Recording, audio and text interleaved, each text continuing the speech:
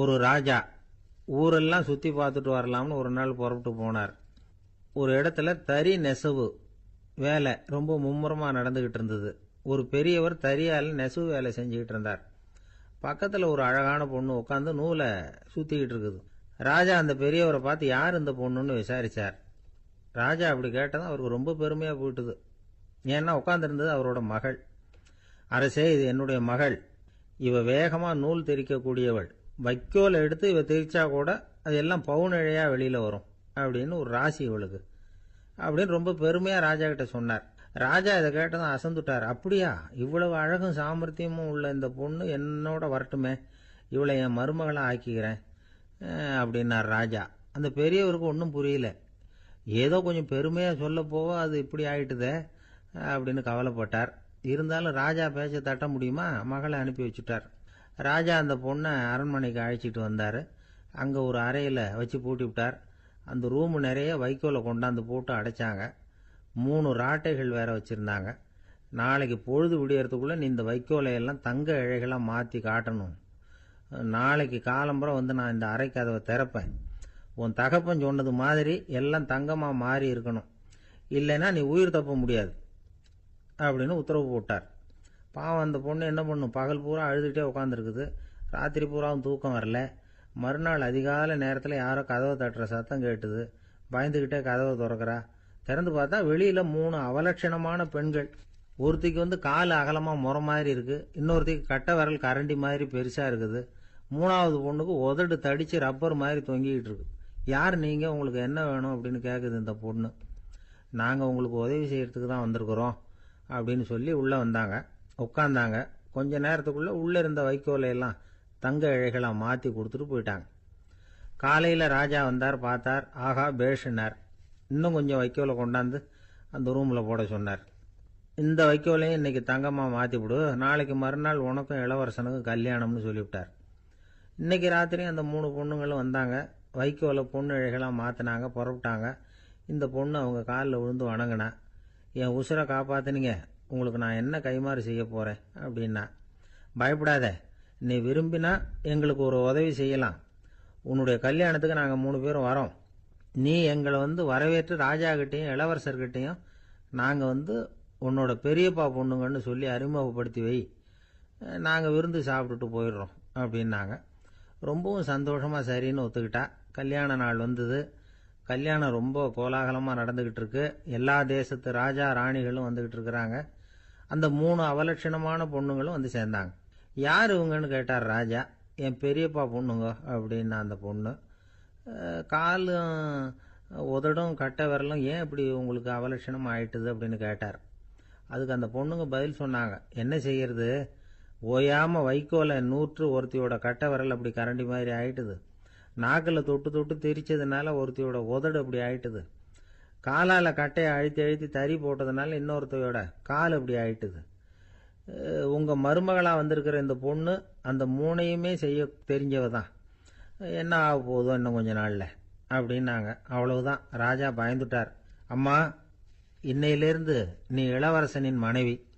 நீ எப்பவும் அழகாக இருக்கணும். அதனால் நீ இனிமேல் வைக்கோலை திரிக்கவே கூடாது அப்படின்னு உத்தரவு போட்டார். அவளை இக்கட்டான சூழ்நிலையிலிருந்து காப்பாற்றின அந்த 3 பொண்ணுங்களும் சந்தோஷமாக திரும்பி போயிட்டாங்களாம். சுவாமி சின்மயானந்தர் இந்த கதையை சொல்லியிருக்கிறார். தன்னலம் மறந்து சுயலாபத்தை தியாகம் செய்யறது வைக்கோல்ல இருந்து தங்க இழைய நூக்கிறது மாதிரி அப்படிங்கிறார் அவர். அது இருக்கட்டும், இப்போ நம்ம கதைக்கு வருவோம். ஒரு ராஜா தன்னோட மகனுக்கு சுயவரம் நடத்தினார். எல்லா தேசத்திலிருந்தும் ராஜகுமாரர்கள் வந்திருந்தாங்க. ராஜகுமாரியை கல்யாணம் பண்ணிக்கலாம்ங்கிற ஆசையில் சுயம்பர மண்டபத்திலேருந்து எல்லா ராஜகுமாரர்களும் அலறி அடிச்சுக்கிட்டு வெளியில் ஓடி வந்துகிட்டு இருக்கிறாங்களாம். ஏன் இப்படி எல்லாரும் மிரண்டு போய் ஓடி வர்றாங்கன்னு கேட்டார் ஒருத்தர். அதுக்கு இன்னொருத்தர் விவரம் சொன்னார். ராஜகுமாரியை இன்னைக்கு தான் அவங்க நேரில் பார்த்தாங்களாம், அதுதான் இப்படி ஓடி வந்துகிட்டு இருக்கிறாங்க அப்படின்னார். வங்க நாவலாசிரியர் சரத் சந்திரர் ஒரு நண்பர் அவர்கிட்ட வந்தார். வழக்கமாக எல்லா எழுத்தாளர்கள்கிட்டையும் கேட்குற ஒரு கேள்வியை கேட்டார். நீங்கள் எழுத்துத்துறைக்கு வந்தது எப்படி, இதுதான் கேள்வி. அதை தெரிஞ்சு என்ன பிரயோஜனம்னார் சரத் சந்திரர். சும்மா சொல்லுங்களேன், தெரிஞ்சுக்கிறேன் அப்படின்னார் வந்தவர். சரி சொல்கிறேன்னு ஆரம்பித்தார். நான் ரங்கூனில் வேலை பார்த்துக்கிட்டு இருந்தேன். சம்பளம் பத்தல. வேலையும் பார்த்துக்கிட்டு ஒரு பலசரக்கு கடை வைக்கலாம்னு நினச்சேன். என்னால் மளிகை கடை வச்சு சரியாக நடத்த முடியுமாங்கிற சந்தேகம் என் மனைவிக்கு. அதை சோதனை பண்ணி பார்க்கணுங்கிறதுக்காக சில பொருள்களின் அளவு, அதோட விலை, இப்படி சிலதை சொல்லி எல்லாத்தையும் மனக்கணக்காக கூட்டி போட சொன்னாங்க. என்னால் சரியாக கூட்டி சொல்ல முடியல. உங்களால் மளிகை கடை நடத்த முடியாதுன்னு சொல்லிவிட்டாங்க. உடனே என்ன பண்ணுறது, வேற வழி இல்லை, கதை எழுத ஆரம்பிச்சிட்டேன் அப்படின்னார். கேட்டவருக்கு சிரிப்பு வந்துட்டு தான். சரத் சந்திரர் ஒரு பக்கம் சீரியஸான நாவல்கள், சிறுகதைகள் எழுதியிருந்தாலும் அவருடைய இன்னொரு பக்கம் வேற விதம். நண்பர்கள் கிட்ட பேசும்பொழுதும் சரி, அவர்களுக்கு கடிதங்கள் எழுதும் போதும் சரி, கேலியும் கிண்டலும் நகைச்சுவை உணர்வும் அதிகமாக இருக்கும். காந்திஜி ஒரு சமயம் கல்கத்தாவுக்கு வந்திருந்தார். தேசபக்தர்கள் பல பேர் அவர்கிட்ட பேசிக்கிட்டு இருந்தாங்க. அப்போ சரத் சந்திரரும் அங்கே இருந்தார். கிரண் சங்கர் ராய் அப்படிங்கிறவரும் அங்கே இருந்தார். அவர் சொன்னாராம், காந்திஜியோட பழகிய முதல் வங்காளி நான் தான். போயர் யுத்த காலத்தில் இவர் லண்டனுக்கு வந்திருந்தப்போ என்கிட்ட தான் வங்காள மொழி கற்றுக்கிட்டார் அப்படின்னாராம். உடனே சரத் சந்திரர் காந்திஜியை பார்த்து, இவர் உங்களுக்கு வங்காள மொழி கற்றுக் கொடுத்தது உண்மைதானா அப்படின்னாராம். ஆமான்னாராம் காந்தி. அதனால தான் உங்களால் வங்காள மொழி கற்றுக்க முடியல அப்படின்னாராம். எல்லாரும் சிரிச்சாங்களாம். சரத் சந்திரர் சாம்தாபேர் அப்படிங்கிற கிராமத்தில் தங்கியிருந்தார். ஒரு இலக்கிய நிகழ்ச்சியில் கலந்துக்கிறதுக்காக. அதுக்காக ஒரு கல்கத்தாவுக்கு போக வேண்டிய சூழ்நிலை. அதுக்காக புறப்பட்டார். அந்த சமயத்தில் பின்னாடி இருந்து யாரோ அவரை கூப்பிட்டாங்க. இப்படி கூப்பிட்டவரை பார்த்து இன்னொருத்தர் யாரோ அதட்டி இருக்கிறாங்க.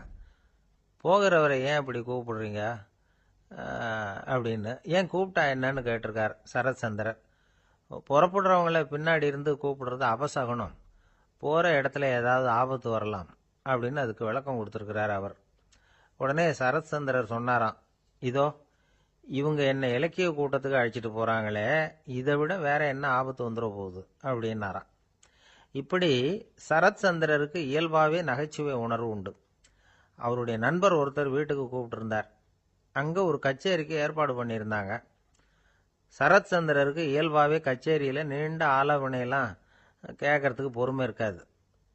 அதனால் மெதுவாக பாட போகிறவர் எப்படி அப்படின்னு கேட்டிருக்கார். அவருக்கு ரொம்ப நல்லா பாட தெரியும் அப்படின்னு சொல்லியிருக்கிறாங்க. அதுக்கு சரத் சந்திரர், பாட தெரியுங்கிறது சரி, பாட்டை நிறுத்த தெரியுமா, அதை சொல்லுங்க முதல்ல அப்படின்னாராம். ஐயா, உங்கள் பேரை தொடர்ந்து தினம் கேட்டுக்கிட்டு இருக்கிறேன் அப்படின்னார் ஒருத்தர். தொடர்ந்து கேட்குறீங்களே, உங்களுக்கு காது வலிக்கலையா அப்படின்னு கேட்டோம். பேசுகிற உங்களுக்கே வாய் வலிக்கல அப்படிங்கிறப்போ கேட்குற எங்களுக்கு எப்படி காது வலிக்கும் அப்படின்னார். நம்ம உடம்புல ஒரு அதிசயம் என்ன தெரியுமா, ரொம்ப நேரம் நாம் நடக்கிறோம்னு வச்சுக்கோங்க, கால் வலிக்கும். ரொம்ப நேரம் வேலை செஞ்சால் கை வலிக்கும், உடம்பு வலிக்கும். ரொம்ப நேரம் பார்த்துக்கிட்டே இருந்தால் கண்ணு வலிக்கும். ரொம்ப நேரம் பேசிக்கிட்டே இருந்தால் வாய் கூட வலிக்கும். ஆனால் ரொம்ப நேரம் கேட்டுக்கிட்டே இருக்கிறதுனால காது வலிக்கிறது இல்லை. அதனால் கேட்கறதுக்கு முக்கியத்துவம் கொடுத்தாங்க நம்ம பெரியவங்க. திருவள்ளுவர் தேவையில்லாமல் வார்த்தைகளை உபயோகப்படுத்த மாட்டார். ஒரு திருக்குறள்னு எடுத்துக்கிட்டாவே அதில் மொத்தம் 7 வார்த்தைகள், அவ்வளவுதான். அப்படி 7 வார்த்தைகள் மட்டுமே உள்ள ஒரு திருக்குறளில் வள்ளுவர் ஒரே வார்த்தையை 5 தடவை உபயோகப்படுத்தியிருக்கிறார், திரும்ப திரும்ப பயன்படுத்தியிருக்கிறார். அப்படின்னா அதை எந்த அளவுக்கு வலியுறுத்தி சொல்றார் அப்படிங்கிறத நாம் புரிஞ்சுக்கணும். அது என்ன குறள்? செல்வத்துள் செல்வம் செவிச்செல்வம், அச்செல்வம் செல்வத்துள் எல்லாம் தலை. செவிச்செல்வம்ங்கிறது அவ்வளவு முக்கியமானது. கற்றலின் கேட்டல் நன்று. அதிகம் கேட்கணுங்கிறதுக்காகத்தான் எவ்வளவு கேட்டாலும் காது வலிக்கிறது இல்லை. குறைச்சலாக பேசணும், அதிகமாக கேட்கணும். இன்னொரு விஷயம் கவனிங்க, நம்ம உடம்புல கண்ணுக்கு மூடி இருக்குது, எதையாவது நாம் பார்க்க விரும்பலைன்னா உடனே கண்ணை மூடிக்கலாம். நம்ம வாய்க்கு மூடி இருக்குது, பேச விருப்பம் இல்லையா, வாய் மூடிக்கலாம். மூக்குக்கு கூட மூடிக்கிற வசதி இருக்குது, எதையாவது முகர விருப்பம் இல்லையா, மூச்சை அடக்கிக்கலாம். ஆனால் பாருங்கள், காதுக்கு மூடி கிடையாது, அதை கையால் தான் மூட முடியும். யார் என்ன சொன்னாலும் அது நல்லதோ கெட்டதோ காதில் விழுந்துக்கிட்டு தான் இருக்கும். அறிவு தான் நல்ல விஷயங்களை எடுத்துக்கிட்டு கெட்ட விஷயங்களை விட்டுடணும். நல்ல கருத்துக்கள் நம்ம காதில் நிறைய விழுந்துக்கிட்டே இருக்கணும். அதை கேட்டு நாம் நல்லபடியாக வாழணுங்கிறது தான் படைப்பின் விருப்பம். ஆன்மீகவாதிகள் கூட ஒன்று சொல்லுவாங்க, அதாவது ஆன்மீக பாதையில் நீங்கள் முன்னேறணும்னா முதல்ல சிரவணம் செய்யணும்பாங்க. அதாவது பெரியவங்க சொல்கிற நல்ல கருத்துக்களை கேட்கணும் அப்படின்னு அதுக்கு அர்த்தம். அதனால் யார் நல்ல கருத்துக்களை சொன்னாலும் அதை காது கொடுத்து கேளுங்க. இவ்வளவு கருத்துக்களையும் நம்ம நேயர் ஒருத்தர்கிட்ட சொல்லிகிட்டு இருந்தோம்.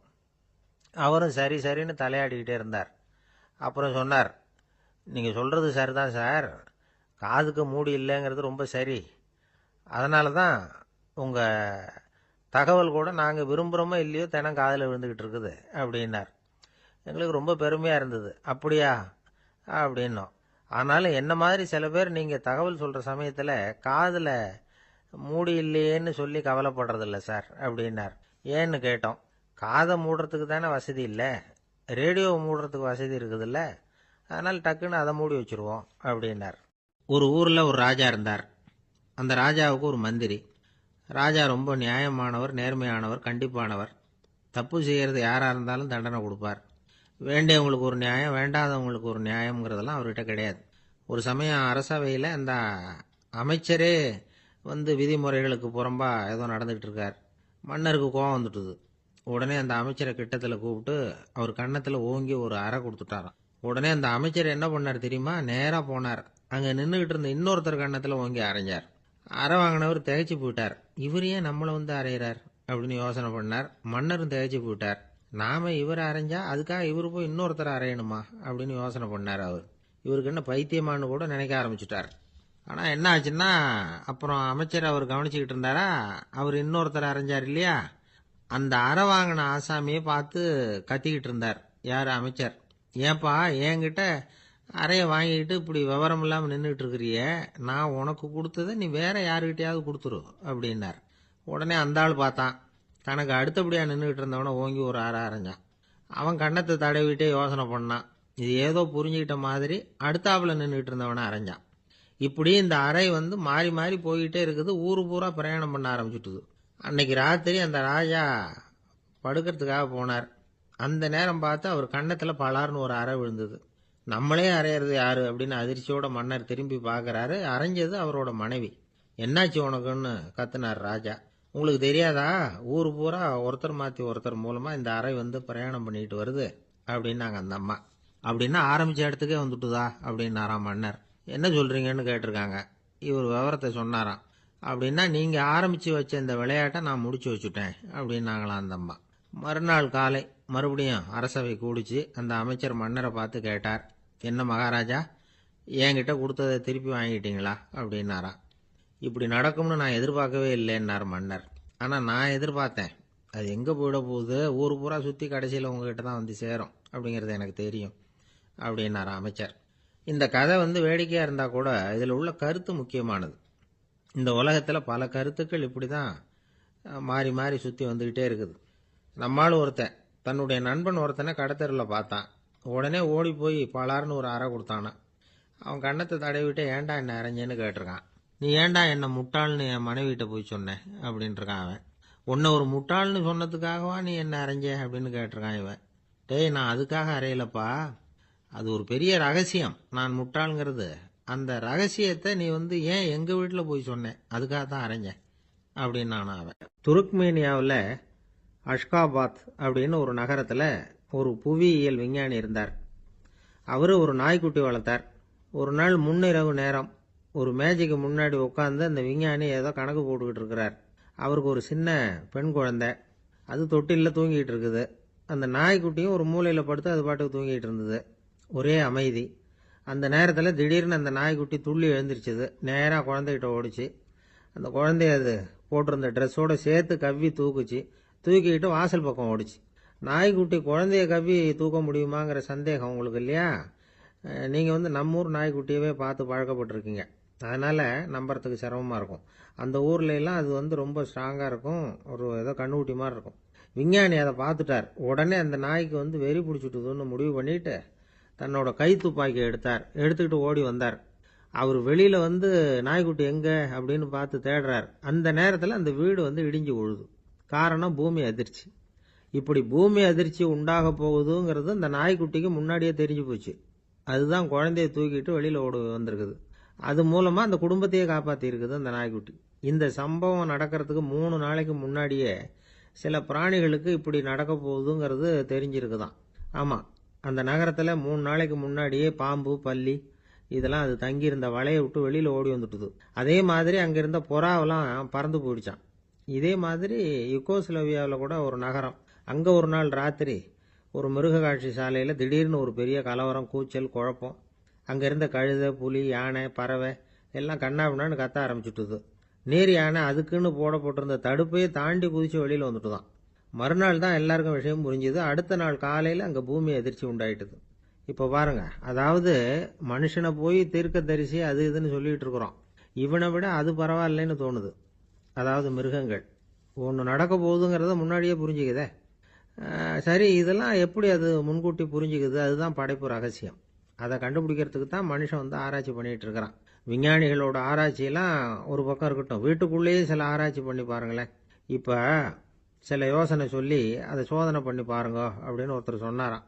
அதாவது இப்போ மழை வருமா வராதா அப்படின்னு தெரிஞ்சுக்கணுமா, உடனே ஒரு பூனைக்குட்டி பின்னாடியே மெதுவாக போய் அது என்ன செய்யுதுன்னு கவனித்து பார்க்கணும். பூனைக்குட்டி தன்னோட பாதத்தினால சுகத்தில் அப்படி கீறிக்கிட்டு இருக்கும். அப்படி கீறினா கண்டிப்பாக மழை வரும். சில சமயம் பூனைக்குட்டி அப்படி மல்லாந்து படுத்துக்கிட்டு பாதத்தை உயர தூக்கும், அப்படியும் இப்படியும் புரளும். இப்படி செஞ்சதுன்னா அன்னைக்கும் மழை இருக்காது. அதனால் முன்னாடி இருந்தது மழை வர்றதுக்கு அறிகுறி, இது மழை இல்லைங்கிறதுக்கு அறிகுறி. பறவைகள் பிராணிகள் இதுகளோட நடவடிக்கைகளை பார்த்துட்டு அதையெல்லாம் அடிப்படையாக வச்சு தான் காலநிலையை கண்டுபிடிக்கிற கருவிகளை கண்டுபிடிச்சிருக்கிறாங்க. வாத்து இருக்குல்ல, சில சமயம் தன்னோட அலகை தன்னோட இறகுகளில் அப்படியே புதைச்சிக்கும். அப்படி செஞ்சால் குளிர்காலம் வரப்போகுதுன்னு அர்த்தம்.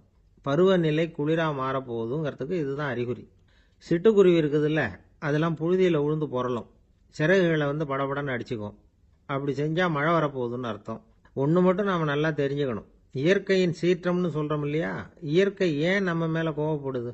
இயற்கையை நாம் அனுசரித்து போகிறதில்ல, அதனால் கோவப்படுது. காடுகளை அழிக்கப்படாது, விலங்குகளை கொல்லக்கூடாது, இயற்கை ஏற்படுத்தி வச்சிருக்கிற சமநிலையை கெடுக்கக்கூடாது. அதை புரிஞ்சுக்கிட்டு வாழ்ந்தோம்னா பூமியும் நடுங்காது, நாமளும் நடுங்க வேண்டிய அவசியம் இருக்காது. ஒருத்தர் இருந்தார், சாராய கடைக்கு போனாராம், நிறைய சாப்பிட்டார். அப்புறம் சொன்னார், இது ரொம்ப அற்புதமான சரக்கு போல இருக்கு, உள்ளே போன உடனே இந்த பூமியே நடுங்கிறது மாதிரி இருக்கு எனக்கு அப்படின்னாராம். இதுக்கு கடைக்காரர் சொல்லியிருக்கார், நீங்கள் சாப்பிட்டது வெறும் பச்சை தண்ணி தாங்க, இப்போ ஏற்பட்டிருக்கிறது நிஜம் பூமி அதிர்ச்சி அப்படின்னாராம்.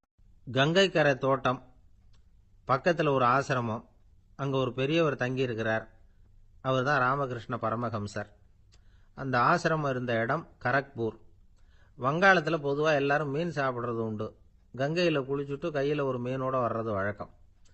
இவர் இருக்கிற இடத்துக்கு கங்கையில் படகு வழியாக வரணும். அப்படி தான் எல்லாரும் வருவாங்க. வர்றவங்களை ஒன்று கூட்டி ஆன்மீக விஷயங்களை பற்றி பேசிக்கிட்டு இருப்பார்.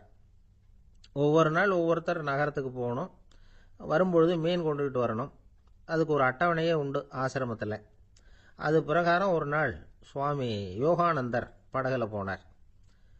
படகை செலுத்தினவங்க ராமகிருஷ்ணரையும் சுவாமி யோகானந்தரையும் மற்றவங்களையும் பித்தர்கள் அப்படின்னு சொல்லி ஏளனமாக பேசினாங்க. அவங்க என்ன பைத்தியம் பிடிச்சவங்க அப்படிங்கிறது மாதிரி. சுவாமி யோகானந்தருக்கு ரொம்ப மென்மையான இதயம்.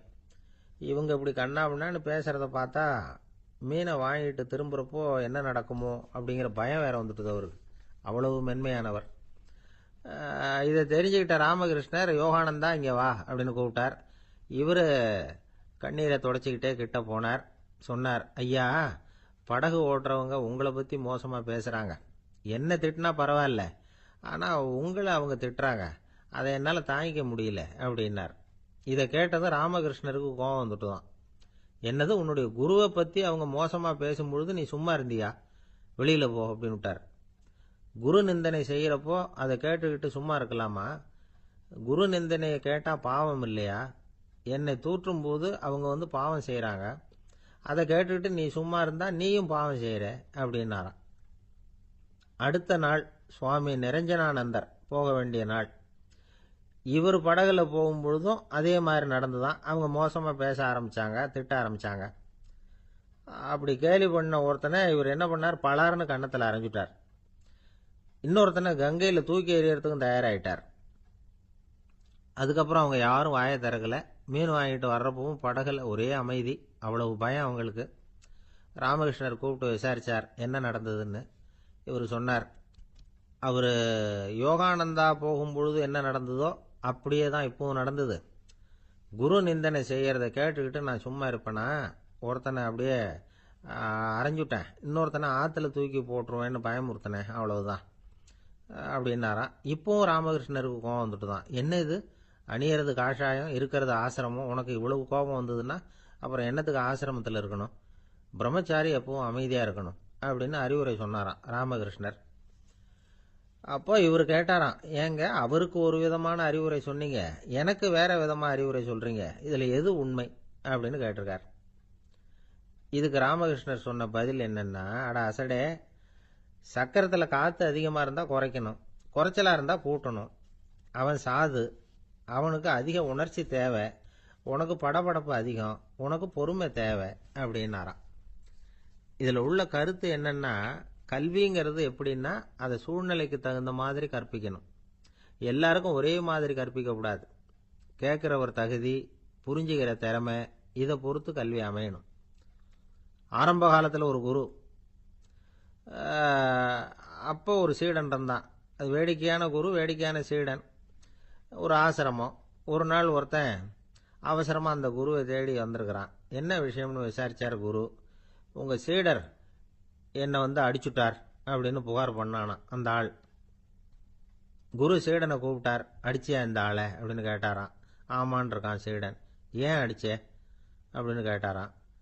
இந்த ஆள் உங்களை பற்றி மட்டமாக பேசிவிட்டான், என்னால் அதை தாங்கிக்க முடியல, அதனால தான் அடிச்சுட்டேன்றான். அப்படி என்ன பேசினான் அப்படின்னு கேட்டாராம். உன்னுடைய குருநாதர் இப்போல்லாம் அர்த்தமில்லாமல் பேச ஆரம்பிச்சுட்டார் அப்படின்னு சொல்லிவிட்டான், அதனால தான் அடிச்சுட்டேன் அப்படின்னானான். அதுக்காக அடிச்சே அப்படின்னாராம். நான் அதுக்காக அடிக்கல குருவே, இப்பெல்லாம் நீங்கள் அர்த்தம் இல்லாமல் பேசுறதாக அவன் சொல்கிறான், அப்படின்னா இதுவரைக்கும் நீங்கள் அர்த்தத்தோடு பேசினதாகத்தானே அர்த்தம், அது தப்பு தானே, அதனால தான் அடித்தேன் அப்படின்னானா. ஒரு இலக்கிய கூட்டம் ஏற்பாடு பண்ணியிருக்கிறோம், நீங்கள் அவசியம் அதில் பேசணும் அப்படின்னு கேட்டுக்கிட்டார் ஒருத்தர். வேணாங்க, 4 பேருக்கு முன்னாடி நிற்கிறதுனா எனக்கு ரொம்ப கூச்சமாக இருக்கும் அப்படின்னாரு இவர். ஏன் சார் இன்னமும் குழந்த மாதிரி கூச்சப்படுறீங்களே அப்படின்னார் அவர். அவரை ஒரு மாதிரியாக சமாளித்து அனுப்பி வச்சுட்டு அதுக்கப்புறம் அதை பற்றி இவர் யோசித்து பார்த்துருக்கார். சில நிபுணர்கள் எழுதியிருக்கிறத படித்தும் பார்த்துருக்கிறார். மனோதத்துவ நிபுணர்கள் என்ன சொல்கிறாங்க தெரியுமா? 10லேருந்து 20% குழந்தைகள் பிறக்கிறப்பவே கூச்ச சுபாவம் கொண்டதாக தான் இருக்குதான். ஒரு தாத்தா தன்னோட பேர பிள்ளைய ஆசையாக கூப்பிடுறார் விளையாட்டு காட்ட, அதை அழுதுகிட்டு ஓடி போகுது. ஒரு அம்மா தன்னோட பிள்ளைய பள்ளிக்கூடத்தில் சேர்க்கறதுக்காக கூப்பிட்டுக்கிட்டு போகிறாங்க. அந்த புள்ள அம்மாவோட முந்தானையில் ஒளிஞ்சிக்கிட்டு வெளில வரமாட்டேங்குது. இவங்களெல்லாம் எப்படி சமாளிக்கிறது? குழந்தைகளோட கூச்ச சுபாவத்தை போக்குறது எப்படி? இதுக்கு நிபுணர்கள் சில யோசனைகளை சொல்லியிருக்கிறாங்க. மற்றவங்களுக்கு முன்னாடி என் பையனுக்கு கூச்சம் ரொம்ப அதிகம் சார், மற்றவங்க பார்த்தா ரொம்ப வெக்கப்படுறான், இப்படி சொல்கிற அப்பாக்கள் உண்டு. என் பையன் புது மனுஷால பார்த்தா அட்டையாக ஒட்டிக்குவான் சார் அப்படின்னு சொல்கிற அப்பாக்களும் உண்டு. இப்படிலாம் குழந்தைகளுக்கு முத்திரை குத்துறது ரொம்ப தப்பான். புதுசாக யாராவது வீட்டுக்கு வந்தால் குழந்தை தானாக தன்னோட கூச்சத்தையும் பயத்தையும் போக்கிக்கிட்டு சகஜமாக மாறி வர்றதுக்கு வாய்ப்பு கொடுக்கணுமா. ஒரு கூட்டத்துக்கோ அல்லது சொந்தக்காரங்க கல்யாணத்துக்கோ குழந்தைய அழைச்சிட்டு போகிறீங்க, அங்கே போய் கட்டாயப்படுத்தி குழந்தைய மற்றவங்க கிட்ட பேச சொல்லக்கூடாது. சில சமயம் குழந்தை தானாக தன்னுடைய கூச்ச சுபாவத்தை விட்டு பேசுறதுக்கு முன் வந்தால் அதை பாராட்டணும். குழந்தை கலகலப்பு இல்லாமல் மௌனமாக இருந்ததுன்னா அதையும் கண்டுக்கக்கூடாது. குழந்தை பேச ஆரம்பித்தா அதை ஆர்வத்தோடு கவனிக்க தெரியணும். கலந்து உரையாடுற பழக்கத்தை வீட்லேயே ஆரம்பிக்கலாம். கேட்டதுக்கு பதில் சொல் அப்படின்னு நீங்கள் அதிகாரம் பண்ணிகிட்டு இருக்கக்கூடாது. அது குழந்தைக்கு பேசுகிற சந்தர்ப்பத்தை குறைச்சிருமா. இப்போ நாம் அதிகாரம் பண்ணால் கேலி செய்கிற பழக்கம் குழந்தைகளை ரொம்ப பாதிச்சிருமா. பெரியவங்களானதுக்கு அப்புறமும் சில பேர் கூச்சத்தோடவும் பயத்தோடவும் இருக்கிறதுக்கு இதுதான் காரணம். சின்ன வயசில் அவங்கெல்லாம் ஏதாவது கேலிக்கு ஆளாகி இருப்பாங்க. 2வது குழந்தை மூத்த குழந்தைய கேலிக்கு ஆளாகிற சந்தர்ப்பங்களை கண்டு கேலி பண்ணினா அது இளம் நெஞ்சங்களை விட்டு நீங்கிறதே இல்லையா. எப்பவும் குழந்தையோட நடை உடை பாவனைகளை பற்றி சொல்லிக்கிட்டே இருக்கக்கூடாதான். அதுவே கூச்ச சுபாவத்தை கொண்டுட்டு வந்துருமா. அப்பா எங்கன்னு யாராவது கேட்டால் இது மாதிரி இன்ன காரியத்துக்காக வெளியில் போயிருக்கார், இத்தனை மணிக்கு திரும்பி வருவார் அப்படின்னு சொல்கிற அளவுக்கு குழந்தைகளை பழக்கப்படுத்தி வைக்கணும். ஃபோன்லேயே யாராவது விசாரித்தா கூட இது மாதிரி பதில் சொல்லு அப்படின்னு சொல்லணும். சின்ன சின்ன மீட்டிங்கில் 4 வார்த்தை பேச தயார் பண்ணலாம். ஒரு கடையிலையோ அல்லது ஹோட்டல்லையோ ஏதாவது விவரம் கேட்கணும்னா உங்கள் குழந்தைய தைரியமாக அனுப்புங்க. குழந்தைகள் பணிவாகவும் பொறுமையாகவும் விவரம் கேட்குறப்போ கூச்ச சுபாவம் தானாக போயிடும். சின்ன வயசுலேயே இப்படிலாம் பழக்கப்படுத்தினா தான் வருங்காலத்தில் தைரியமாக இந்த சமுதாயத்தில் வாழ முடியும். இல்லைன்னா 60 வயசுலேயும் அடுப்பங்கரையை விட்டு வெளில வர்றதுக்கு கூச்சப்பட்டுக்கிட்டு தான் இருக்க வேண்டியிருக்கும். இந்த காலத்து பிள்ளைங்க எவ்வளவோ பரவாயில்ல, எதுக்கும் தயங்குறதில்ல, கூச்சப்படுறதில்ல. ஒரு அம்மா அடுப்பங்கரையிலேருந்து சத்தம் போட்டாங்க. டேய் ராமு, தயவு பண்ணி அந்த டிவியை நிறுத்துறா. அந்த பெண்ணோட குரல் மகா மோசம். அடுப்பங்கரையில் இருக்கிற என்னாலேயே அதை சகிச்சிக்க முடியல அப்படின்னாங்களாம். உடனே பையன் கொஞ்சம் கூட தயங்காமல் பதில் சொல்கிறான். அம்மா, இந்த குரல் டிவியிலேருந்து வரல, எதிர்த்த விட்டு மாமி தான் இங்கே வந்திருக்கிறாங்க. அவங்க தான் இப்போ என்னோட பேசிக்கிட்டு இருக்கிறாங்க அப்படின்னு. இந்த உலகத்தில் நாம் நல்லபடியாக இருக்கணும்னா அதுக்கு முக்கியமாக தேவைப்படுறது ரெண்டு. ஒன்று செல்வம், இன்னொன்று அறிவு. சரி, இது ரெண்டில் சிறந்தது எது அப்படின்னு ஒரு கேள்வி கேட்டால் என்ன பதில் சொல்கிறது? இதே கேள்வியை ஹஸ்ரத் அலி அவர்கள்கிட்ட கேட்டாங்களாம். அவர் ஒரு பெரிய அறிஞர். கேள்வி கேட்டவங்களும் சாதாரண ஆட்கள் இல்லை, இவங்களும் அறிஞர்கள். ஒரு நாள் ஹஸ்ரத் அலி அவர்கள்கிட்ட 10 அறிஞர்கள் வந்தாங்களாம். ஐயா, நாங்கள் 10 பேரும் உங்ககிட்ட ஒரே கேள்வியை தான் கேட்க வந்திருக்கிறோம். ஆனால் எங்கள் 10 பேருக்கும் நீங்கள் தனித்தனியாக பதில் சொல்ல முடியுமா அப்படின்னு கேட்டிருக்காங்க. அதாவது அவங்க ஒரே கேள்விக்கு இவர்கிட்ட இருந்து 10 விதமான பதில் எதிர்பார்க்குறாங்க. சரி கேளுங்க, என்ன கேள்வி அப்படின்னார் அவர். அப்போ தான் அவங்க கேட்டாங்களாம், செல்வம் அறிவு இது ரெண்டில் சிறந்தது எது? இதுதான் கேள்வி. ஹஸ்ரத் அலி என்ன பண்ணார் தெரியுமா? அவங்கள ஒவ்வொருத்தராக கூப்பிட்டார். ஒவ்வொரு விதமான பதிலை சொல்லி அனுப்புனார். முதல்ல ஒருத்தரை கூப்பிட்டார், சொன்னார், அறிவுங்கிறது தீர்க்கதரிசிகள், ஞானிகள், மகான்கள் இவங்களோட பரம்பரை சொத்து. ஆனால் செல்வம்ங்கிறது கொடுங்கோலரின் ஆயுதம். அதனால் அறிவு தான் சிறந்தது அப்படின்னார். ரெண்டாவது ஆளை கூப்பிட்டார். உங்ககிட்ட செல்வம் இருந்தால் நீங்கள் தான் அதை காப்பாற்றணும். ஆனால் அறிவு உங்களை எப்பவும் காப்பாற்றும். ஆகவே அறிவு தான் சிறந்தது அப்படின்னார். மூணாவது ஆளை கூப்பிட்டார். செல்வந்தனுக்கு எப்போதும் விரோதிகள் அதிகம், ஆனால் அறிஞனுக்கு நண்பர்கள் அதிகம். அதனால் அறிவு தான் சிறந்ததுன்னார். அடுத்தவரை கூப்பிட்டார். செல்வம் அடுத்தவங்களுக்கு கொடுக்க கொடுக்க குறையும், ஆனால் கல்விங்கிறது அதிகரிச்சுக்கிட்டே வரும், கொடுக்கறதுனால குறையாது. அதனால் அறிவு தான் சிறந்ததுன்னார். இன்னொருத்தரை கூப்பிட்டார். அறிவுள்ளவன் எப்பவும் அதை அடுத்தவங்களுக்கு வாரி வழங்கிக்கிட்டே இருப்பான். அதனால் அவங்ககிட்ட தாராளத்தன்மை இருக்கும். ஆனால் செல்வந்தன்கிட்ட கஞ்சத்தனம் தான் இருக்கும். அதனால் அறிவு தான் சிறந்ததுன்னார். ஆறாவது நபரை கூப்பிட்டார். செல்வத்தை கள்வர்கள் திருடிட்டு போக முடியும், ஆனால் அறிவை அப்படி திருடிட்டு போக முடியாது அப்படின்னார். ஏழாவது நபரை கூப்பிட்டார். செல்வம் கால ஓட்டத்தில் அழிஞ்சிரும், ஆனால் அறிவை கால ஓட்டம் ஒன்றும் பண்ண முடியாது. ஆகவே அறிவே சிறந்ததுன்னார். எட்டாவது ஆளை கூப்பிட்டு சொன்னார், செல்வத்துக்கு எப்பவும் எல்லை உண்டு, நிறைவு உண்டு, அளவு உண்டு, கணக்கு உண்டு. ஆனால் அறிவுக்கு அப்படிப்பட்ட எல்லை எதுவும் கிடையாது. அதனால் அதுதான் சிறந்ததுன்னார். அடுத்தவனை கூப்பிட்டார். செல்வம் உள்ளத்தில் உள்ள ஒளியை போக்கிவிடும், இருட்டை உண்டாக்கிவிடும், விரிந்த மனப்பான்மையை குறுகலாக்கிவிடும். ஆனால் அறிவு அப்படி இல்லை, இருண்ட உள்ளத்தில் ஒளியை பாய்ச்சி அதை விசாலப்படுத்துது. அதுதான் சிறந்ததுன்னார். கடைசியாக 10வது நபரை கூப்பிட்டார். செல்வம் மனசில் செருக்கை உண்டாக்குது, ஆணவத்தை ஏற்படுத்துது. அதனால் நானே கடவுள்னு நினைக்கிற அளவுக்கு மனுஷனை தாழ்த்தி விடுது. ஆனால் அறிவு பணிவையும் பண்பாட்டையும் வளர்க்குது. அதனால் அறிவு தான் சிறந்ததுன்னார். ஆக இப்படி 10 பேருக்கும் 10 விதமாக பதில் சொன்னது மூலமாக ஹஸ்ரத் அலி அவர்கள் அறிவு தான் செல்வத்தை விட சிறந்தது அப்படிங்கிறதுக்கு 10 காரணங்களை சுட்டி காட்டியிருக்கார். அந்த அறிஞர் 10 பேர் கேட்ட ஒரே கேள்விக்கு 10 பதில் சொன்னார். நமக்கு வேண்டிய ஒருத்தர் 10 பேர் கேட்ட கேள்விக்கு ஒரே பதில் சொல்லி சமாளித்தார். கேள்வி என்ன தெரியுமா? என்கிட்ட வாங்கின கடனை எப்பயா திருப்பி கொடுக்க போற? இதுதான் அந்த 10 பேரும் கேட்ட ஒரே கேள்வி. இந்த மாதம் 26ஆம் தேதி தந்துடுறேன் அப்படிங்கிற ஒரே பதில் சொல்லி அவ்வளவு பேரையும் இவர் அனுப்பி வச்சுட்டாராம். எல்லாரும் போனதுக்கு அப்புறம் இவரை தனியாக கூப்பிட்டு கேட்டிருக்கிறாங்க. அது என்ன சார் கணக்கு, 26ஆம் தேதி அன்னைக்கு என்ன அதிசயம் நடக்க போகுது அப்படின்னு கேட்டிருக்காங்க. அதிசயம் அன்னைக்கு இல்லை, அதுக்கு முத நாளே நடக்க போகுதுன்னாராம். விவரமாக சொல்லுங்கன்னு இருக்காங்க. வேற ஒன்றும் இல்லைங்க, 26ஆம் தேதி தானே எல்லாரையும் வர சொல்லியிருக்கிறேன், அதுக்கு முத நாளே நான் புறப்பட்டு தலைமறைவாயிட போகிறேன் அப்படின்னாராம் ரொம்ப பெருமையாக. ஒரு ராஜா இருந்தார். நாடு பூராவும் நிறைய மரங்களை நட்டு வளர்க்கணுங்கிறது அவரோட ஆசை. தானே அதுக்கு முன்மாதிரியாக இருக்கணும்னு நினைச்சார். அரண்மனையை சுற்றி மரங்களை நட்டு வளர்த்தார். இதை பார்த்துட்டு ஜனங்களும் அவங்கவுங்க வீட்டை சுற்றி மரக்கன்றுகளை நட்டு வளர்த்தாங்க. கொஞ்ச காலத்தில் ஊர் பூரா பசுமையாக மாறிச்சு. எல்லாருக்கும் சந்தோஷமாக இருந்தது. இது ஒரு பக்கம் இருக்கட்டும். இப்போ நான் சொல்ல போகிற கதை வேற. அதாவது அந்த ராஜா ஒரு நாள் தன்னுடைய அரண்மனையை சுற்றி இருக்கிற விதவிதமான மரங்களை எல்லாம் போய் பார்த்தார். எப்படி இருக்கிறீங்க அப்படின்னு ஒவ்வொரு மரத்துக்கிட்டையும் விசாரிச்சாராம். எந்த மரமும் சந்தோஷமாக இருக்கிறதா தெரியல. அதுக்கும் மனசில் ஒரு குறை. முதல்ல ஆலமரத்துக்கிட்ட போனார். அது சொல்லிச்சு, மண்ணா, நான் நல்லா பெருசாக வளர்ந்துருக்கிறேன், அடர்த்தியாக இருக்கிறேன், கிளையெல்லாம் 4 பக்கமும் நல்லா படர்ந்து தான் இருக்குது. இருந்தாலும் எந்த பிரயோஜனமும் இருக்கிறதா தெரியல எனக்கு. என்னுடைய பழம்லாம் ரொம்ப சின்னதாக இருக்குது, என் கண்ணுக்கு சரியாக புலப்பட மாட்டேங்குது. நான் இருக்கிற சைஸுக்கு என்னுடைய கிளையில் இருக்கிற பழம்லாம் எவ்வளோ பெருசாக இருக்கணும். அது இத்தினூண்டு இருக்கிறது எனக்கு பெரிய அவமானமாக இருக்குது. இப்படி இங்கே நின்றுக்கிட்டு இருக்கிறதே ரொம்ப கூச்சமாக இருக்குது. ஒரு நல்ல புயல் வந்ததுன்னா பேசாமல் சாஞ்சு விடலாமான்னு பார்க்குறேன் அப்படின்னு புலம்புது ஆலமரம்.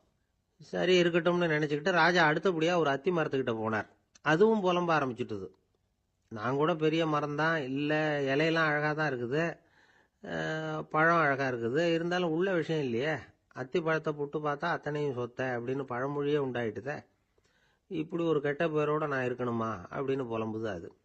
சரி இது இருக்கட்டும் அப்படின்னு சொல்லி அடுத்தபடியாக வேப்ப மரத்துக்கிட்ட போனார். அது தன்னுடைய வேதனையை வெளியிட்டது. எனக்கு எவ்வளவோ மருத்துவ குணங்கள்லாம் இருக்கிறதா சொல்லிக்கிறாங்க, இருந்தாலும் என்ன பிரயோஜனம், என்னுடைய பழத்தை மனிதர்கள் யாரும் விரும்பி சாப்பிட்றது இல்லையே அப்படின்னுது.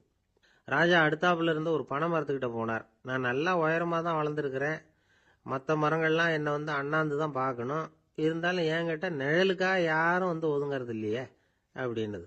என்ன இது எல்லா மரமும் இப்படி திருப்தி இல்லாமல் இருந்துகிட்டு இருக்குதே அப்படின்னு நினச்சிக்கிட்டே ராஜா அடுத்தபடியாக அங்கே இருந்த ஒரு பைன் மரத்துக்கிட்ட போனார். அழகாக உயரமாக பசுமையாக தான் இருந்தது, ஆனால் பழமோ பூவோ கிடையாது. அதை நினச்சி அது வருத்தப்பட்டுக்கிட்டு இருக்குது. ஓக் மரம் அது ஒன்று நின்றுட்டு இருந்தது. அது என்ன சொல்லிச்சுன்னா, இலையுதிர் காலத்தில் என் மேலே இருக்கிற எல்லா இலைகளும் உதிர்ந்து போடுது, முடி கொட்டின மனிதர்கள் மாதிரி மொட்டையாக நான் நிற்க வேண்டி இருக்குது, என்ன வாழ்க்கை இது அப்படின்னு சொல்லி அழுத்துக்கிட்டது. சரி புளிய மரம் என்ன சொல்லுது பார்ப்போம்னு அதுகிட்ட போனால், என்னுடைய நிழலில் யாருமே தங்க மாட்டாங்க, உடம்புக்கு சூடுன்னு ஒதுங்கி போயிடுவாங்க, அடிமரத்தை பார்த்தீங்கன்னா பட்டையெல்லாம் உறிஞ்சி பார்க்கறதுக்கே கேவலமாக இருப்பேன் அப்படின்னுது அது.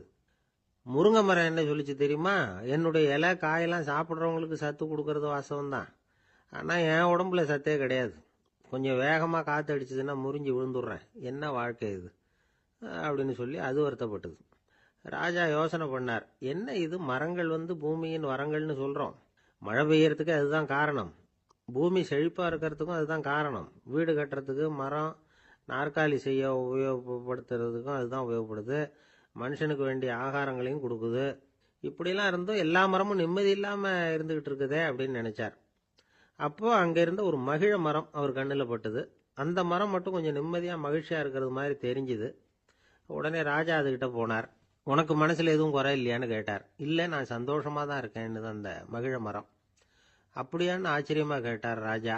ஆமாம் மன்னா, இந்த இடத்துல நீங்கள் ஒரு முருங்கை மரத்தையோ வேப்ப மரத்தையோ கூட நட்டிருக்கலாம், ஆனால் இந்த இடத்துல நடுறதுக்கு என்ன தேர்ந்தெடுத்திருக்கிறீங்க, அதுவே எனக்கு பெருமை, அதுவே எனக்கு திருப்தி அப்படின்னு தான் மகிழ மரம். மகிழ மரம் சாதாரணமாக தான் இருக்கும், இளம் மஞ்சள் நிறத்தில் பூக்கள், அது காய்ந்தும் மனம் வீசும். மகிழ மரம் மாதிரி மன திருப்தியோடு வாழறதுக்கு நாம் கற்றுக்கணுமா. நாம் இந்த உலகத்தில் ஒரு நாயாவோ நரியாவோ கூட பிறந்திருக்கலாம், மனுஷனாக பிறந்திருக்கிறோம், அதுவே பெருமை தானே.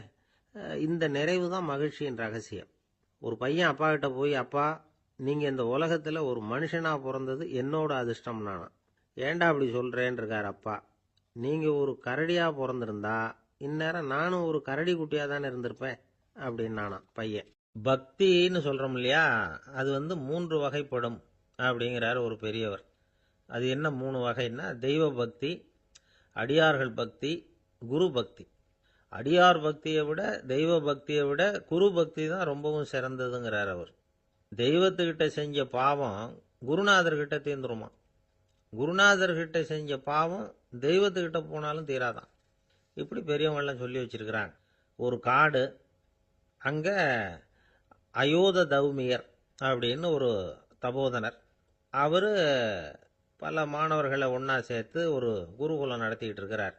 பல தரப்பட்டவங்க பல திறப்பட்டவங்க மாணவர்கள் அதில் சேர்ந்து படிச்சுக்கிட்டு இருக்கிறாங்க. பாஞ்சால ராஜகுமாரன் ஒருத்தனும் அந்த குருகுலத்தில் சேர்ந்து படிச்சுக்கிட்டு இருக்கிறான். அவன் பேர் ஆருணி. பெரிய இடத்து புள்ள, இருந்தாலும் படுப்பில் ரொம்ப கெட்டிக்காரனாக இருந்தான். அவன் தான் அங்கே முதல் மாணவன். ஒரு நாள் குருநாதர் அந்த அரசகுமாரனை கூப்பிட்டார். நம்ம குருகுலத்துக்கு சொந்தமான வயலில் தண்ணீர் பெருகி வெள்ளம் வந்து பயிரை வந்து அழிக்குதான், அதனால் நீ போய் மடையை அடைச்சிட்டு வந்துரு அப்படின்னார். அந்த அரசகுமாரன் உடனே புறப்பட்டான். குருநாதர் சொல்லிட்டார்ல, உடனே புறப்பட்டான். நான் பெரிய இடத்து பிள்ளையாச்சே, ராஜகுமாரனாச்சே, ரொம்ப செல்வாக்கோட வளர்ந்தவனாச்சே, நான் போய் வயலில் இறங்கி வேலை செய்கிறதா அப்படின்னுலாம் அவன் நினைக்கல. குருநாதர் கட்டளையை நிறைவேற்ற வேண்டியது நம்ம கடமை அப்படின்னு நினச்சான். உடனே ஒரு மண்வெட்டியை தூக்கி தோளில் வச்சுக்கிட்டு புறப்பட்டு போயிட்டான். வயலுக்கு போனான். பார்த்தான், தண்ணி கரையை உடச்சிக்கிட்டு வயலுக்குள்ளே ஏகமாக பாஞ்சிக்கிட்டு இருக்குது. இவன் மண்வெட்டியால் களிமண்ணை புல்லோடு சேர்த்து புல் பத்த மாதிரி வெட்டி வெட்டி போட்டான். இருந்தாலும் மடையை அடைக்க முடியல. தண்ணி அதை மீறி வந்துக்கிட்டே இருக்குது. தண்ணி வேகமாக வயலுக்குள்ளே போய்கிட்டே இருக்குது. போடுற பத்தையெல்லாம் கரைஞ்சி கரைஞ்சி போயிட்டுருக்கு. இருந்தாலும் இவன் தன்னுடைய முயற்சியை கைவிடலை. வெட்டி வெட்டி போட்டுக்கிட்டே இருக்கிறான். காலையில் அங்கே போனவன் சாயந்தரம் வரைக்கும் இப்படி செஞ்சுக்கிட்டு இருக்கிறான். உடம்பும் மனசும் ரொம்பவும் சோர்ந்து போச்சு. இருந்தாலும் குருநாதர் இட்ட கட்டளையை நிறைவேற்றாமல் இருக்கிறோமேங்கிற ஒரு குறை அவனுக்கு இருக்குது. குரு கட்டளையை நிறைவேற்றாத நான் இன்னமும் இருக்கணுமா அப்படின்னு யோசனை பண்ண ஆரம்பிச்சிட்டான். என்ன செய்யலாம்னு பார்த்தான். நம்ம குருநாதர் இட்ட பணிக்காக இந்த உடம்பையே தியாகம் பண்ணலாம் அப்படின்னு முடிவு பண்ணான். தண்ணி பாயுதில் அதுக்கு குறுக்க விழுந்து அப்படியே மடையை அடைச்சிக்கிட்டு அப்படியே படுத்துட்டான். இது மற்றவங்களுக்கு தெரியாது. அன்னைக்கு ராத்திரி ஒரு விளக்கு முன்னாடி உட்காந்து குருநாதர் பிள்ளைங்களுக்கு பாடம் சொல்லி கொடுத்துக்கிட்டு இருக்கிறார். வரிசையில் இருக்கக்கூடிய ராஜகுமாரனை காணலை. நம்ம ஆருணி எங்கே போனா அப்படின்னு சொல்லி மற்ற மாணவர்களை விசாரித்தார். இப்போ அவங்க சொன்னாங்க, சுவாமி அவன் காலையில் வயலுக்கு மடையை அடைக்கிறதுக்காக போனான், நீங்கள் தான் போக சொன்னீங்க, இன்னும் திரும்பி வரல அப்படின்னு அவர் பையன். குருநாதர் உடனே ஒரு தீவெட்டி எடுத்துக்கிட்டு மாணவர்களை அழைச்சிக்கிட்டு வயலுக்கு போனார். அங்கே போய் பார்த்தா ஆளை காணும். ஆருணி ஆருணின்னு சொல்லி சத்தம் போட்டு கூப்பிட்டு பார்க்குறார். நான் இங்கே இருக்கேன் குருநாதா அப்படின்னு காலுக்கு அடியிலேருந்து ஒரு சத்தம் வருது. குனிஞ்சு பார்த்தா அவன் மடையில் படுத்துருக்கிறான். என்னப்பா இதுன்னார். காலையிலேருந்து இந்த மடையை அடைச்சி பார்த்தேன் சுவாமி, முடியல, அதனால் இப்படி குறுக்க படுத்துட்டேன். என்னை தாண்டறதுக்கு பயந்து போய் தண்ணியே தேங்கி நின்றுட்டுது அப்படின்னா. அவனுடைய குரு பக்தியையும் அவனை தாண்டறதுக்கு அஞ்சு நிற்கிற தண்ணி தேக்கத்தையும் பார்த்துட்டு எல்லாரும் ரொம்ப ஆச்சரியப்பட்டு போயிட்டாங்களாம். ஆருணி எழுந்திரிச்சு வா அப்படின்னு கூப்பிட்டாரான் குருநாதர். அவன் தண்ணீரை பொழந்துக்கிட்டு எழுந்திரிச்சு வந்தானான். அதனால அவனுக்கு உத்தாலகன் அப்படின்னு ஒரு பேர். உத்தாலகன்னா தண்ணீரை பிளந்தவன் அர்த்தம். அந்த உத்தாலகன் மாதிரி இந்த காலத்து மாணவர்களுக்கும் குரு பக்தி வேணும் அப்படின்னு சொன்னோம் ஒரு பள்ளிக்கூடத்தில். உடனே நிறைய மாணவர்கள் எழுந்திரிச்சு நின்னாங்க. சார், நீங்கள் எங்களை இன்னமும் சரியாக புரிஞ்சுக்கலன்னு நினைக்கிறோம். அன்னைக்காவது ஒருத்தன் அப்படி இருந்தான், இன்னைக்கு ஏகப்பட்ட உத்தாலகர்கள் இருக்கிறோம். எங்கள் வாத்தியார் கட்டளை இட்டா இப்போவே அது மாதிரி வயலுக்கு போய் மடையில் குறுக்கப்படுத்துக்கிறதுக்கு இந்த வகுப்பில் உள்ள அத்தனை பேரும் தயாராக இருக்கிறோம் அப்படின்னாங்க. அப்படியா அப்படின்னு சொல்லி கேட்டோம் ரொம்ப சந்தோஷமாக. ஒருத்தன் ரொம்ப அடக்கமாக எழுந்திரிச்சான். அப்புறம் சொன்னான், ஆமாம் சார், வகுப்பில் இவர் நடத்துகிற பாடத்தை கேட்டுக்கிட்டு இருக்கிறத விட பேசாமல் போய் மடையில் படுத்துடுறது ஒன்றும் கஷ்டமான காரியமாக இருக்காது, அதனால தான் எல்லாரும் அங்கே போகிறேன்னு சொல்கிறோம் அப்படிங்கிறான். ஒரு பெரியவர் உட்கார்ந்துருக்கிறார். அவரை சுற்றி அவருடைய தோழர்கள் உட்காந்துருக்கிறாங்க. ஏதோ ஒரு முக்கியமான செய்தியை அவர் அவங்களுக்கு சொல்லிகிட்டு இருக்கிறார். அவங்களும் ஆர்வமாக கேட்டுக்கிட்டு இருக்கிறாங்க. இந்த சமயத்தில் யாரோ ஒரு ஆள் வேகமாக அங்கே வர்றார். வர்ற வேகத்திலேயே எனக்கு ஏதாவது உதவி செய்யுங்க அப்படின்னு கேட்டுக்கிட்டே வர்றார். கேட்கறது உதவி, ஆனால் குரல் மிரட்டுறது மாதிரி இருக்கு, அதட்டி கேட்கறது மாதிரி இருக்கு. இதை கேட்டதும் அந்த பெரியவர் ஆத்திரப்படலை, ஆனால் அவரை சுற்றி இருந்தவங்க ஆத்திரப்பட்டாங்க. இதை பெரியவர் கவனிச்சார். கொஞ்சம் அமைதியாக இருங்கன்னார். வந்தவரை கூப்பிட்டார். அவருக்கு சில பொருள்களை கொடுத்தார். என்னங்க இப்போ உங்களுக்கு மகிழ்ச்சி தானே அப்படின்னார். ஆ அப்படின்னு அலட்சியமா அவர் சொல்கிறார். நான் உங்களை நல்ல முறையில் நடத்தினேன்னா அப்படின்னு கேட்குறாரு அவர் மறுபடியும். அதெல்லாம் ஒன்றும் இல்லை அப்படின்னு சொல்லி அவர் சொல்லிகிட்டு இருக்கிறாரு. குரலில் கடுமை குறையில. சுற்றி இருந்தவங்களால இதை பொறுத்துக்க முடியல. கோபத்தோடு அவரை நோக்கி நெருங்க ஆரம்பித்தாங்க. பெரியவர் அவங்களையெல்லாம் தடுத்து நிறுத்தினார். வந்தவரை வாங்க என்னோட அப்படின்னு சொல்லி அழைச்சிட்டு போனார். வீட்டுக்கு போனார். அங்கே போனதும் இன்னும் சில பொருள்களை எடுத்து அவர்கிட்ட கொடுத்தார். இப்போ திருப்தி தானே, நான் உங்ககிட்ட நல்ல முறையில் நடந்துக்கிட்டேனா அப்படின்னார். அவர் முகம் இப்போ தான் கொஞ்சம் மலர்ந்தது. ரொம்ப நன்றி, இறைவன் உங்கள் குடும்பத்துக்கு எல்லா நன்மைகளையும் செய்வான் அப்படின்னு சொன்னார். இதே வார்த்தைகளை என்னுடைய தோழர்கள்கிட்டே சொல்லிட்டீங்கன்னா அவங்க கோபம் தணிஞ்சிரும், வர முடியுமான்னார். கண்டிப்பாக வர்றேன் அப்படின்னாரு. மறுநாள் காலையில் அந்த இடத்துக்கு வந்தார். அதே மாதிரி சொல்லிவிட்டு அவர் போயிட்டார். தோழர்கள்லாம் ரொம்ப வியப்போடு பெரியவரை பார்த்தாங்க. அந்த பெரியவர் தான் நபிகள் நாயகம். அவர் சொன்னார், ஒருத்தன் ரொம்ப ஆசையாக ஒரு ஒட்டகத்தை வளர்த்துக்கிட்டு வந்தான். ஒரு நாள் அந்த ஒட்டகம் வந்து கயத்தை அறுத்துக்கிட்டு ஓடி போயிட்டுது. அக்கம் பக்கத்தில் இருக்கிறவங்கெல்லாம் அந்த ஒட்டகத்தை பிடிக்கிறதுக்கு முயற்சி பண்ணாங்க. அதை துரத்திக்கிட்டு ஓடினாங்க. ஒட்டகம் வந்து தாறுமாறாக ஓட ஆரம்பிச்சுது. இந்த சமயத்தில் ஒட்டகத்தை வளர்த்தவன் அங்கே ஓடி வந்தான். நீங்கள் அதை ஒன்றும் செய்ய வேணாம், விட்டுருங்க. அதோட சுபாவம் எனக்கு நல்லா தெரியும். அதை சுலபமாக என்னோட வழிக்கு கொண்டுட்டு வந்துட முடியும். நான் பார்த்துக்கிறேன், விட்டுருங்கோ அப்படின்னா. எல்லாரும் விலைக்கு போயிட்டாங்க. இவன் என்ன செஞ்சான் தெரியுமா? கொஞ்சம் புல்லை கையில் எடுத்துக்கிட்டு அந்த ஒட்டகத்தை நெருங்கினான். அவ்வளவுதான். அது ஓடி வந்து இவன் காலடியில் உட்காந்துக்கிட்டது. செல்லமாக அதை அப்படியே தடவி கொடுத்தான். முதுகில் ஏறி உட்காந்துக்கிட்டான். அது பாட்டுக்கு சாதுவாக நடந்து போகுது. இந்த கதையை நபிகள் நாயகம் தம்முடைய தோழர்களுக்கு சொல்றார். ஒட்டகத்தை மட்டும் இல்லை, சில மனிதர்களையும் கூட சில விதத்தில் அணுகிதான் அவர்களை வந்து சீர்திருத்த வேண்டியிருக்குது அப்படிங்கிறத அவங்களுக்கு உணர்த்தினார். இது ஒரு அழகான உளவியல் அணுகுமுறை. சில குடும்ப தலைவர்கள் கூட இந்த ஒட்டகம் மாதிரி நடந்துக்கிறது உண்டு. அப்புறம் அடங்கி போகிறதும் உண்டு. ஒரு குடும்ப தலைவர் காலையில் எழுந்திரிச்சதுலேருந்து சத்தம் போட்டு கத்திக்கிட்டு இருப்பார். பக்கத்தில் இருந்தவங்கலாம் ஓடி போய் சமாதானம் பண்ணி பார்த்தாங்க. அவர் ஓயறது மாதிரி தெரியல. கடைசியில் அவர் மனைவி வந்தாங்க.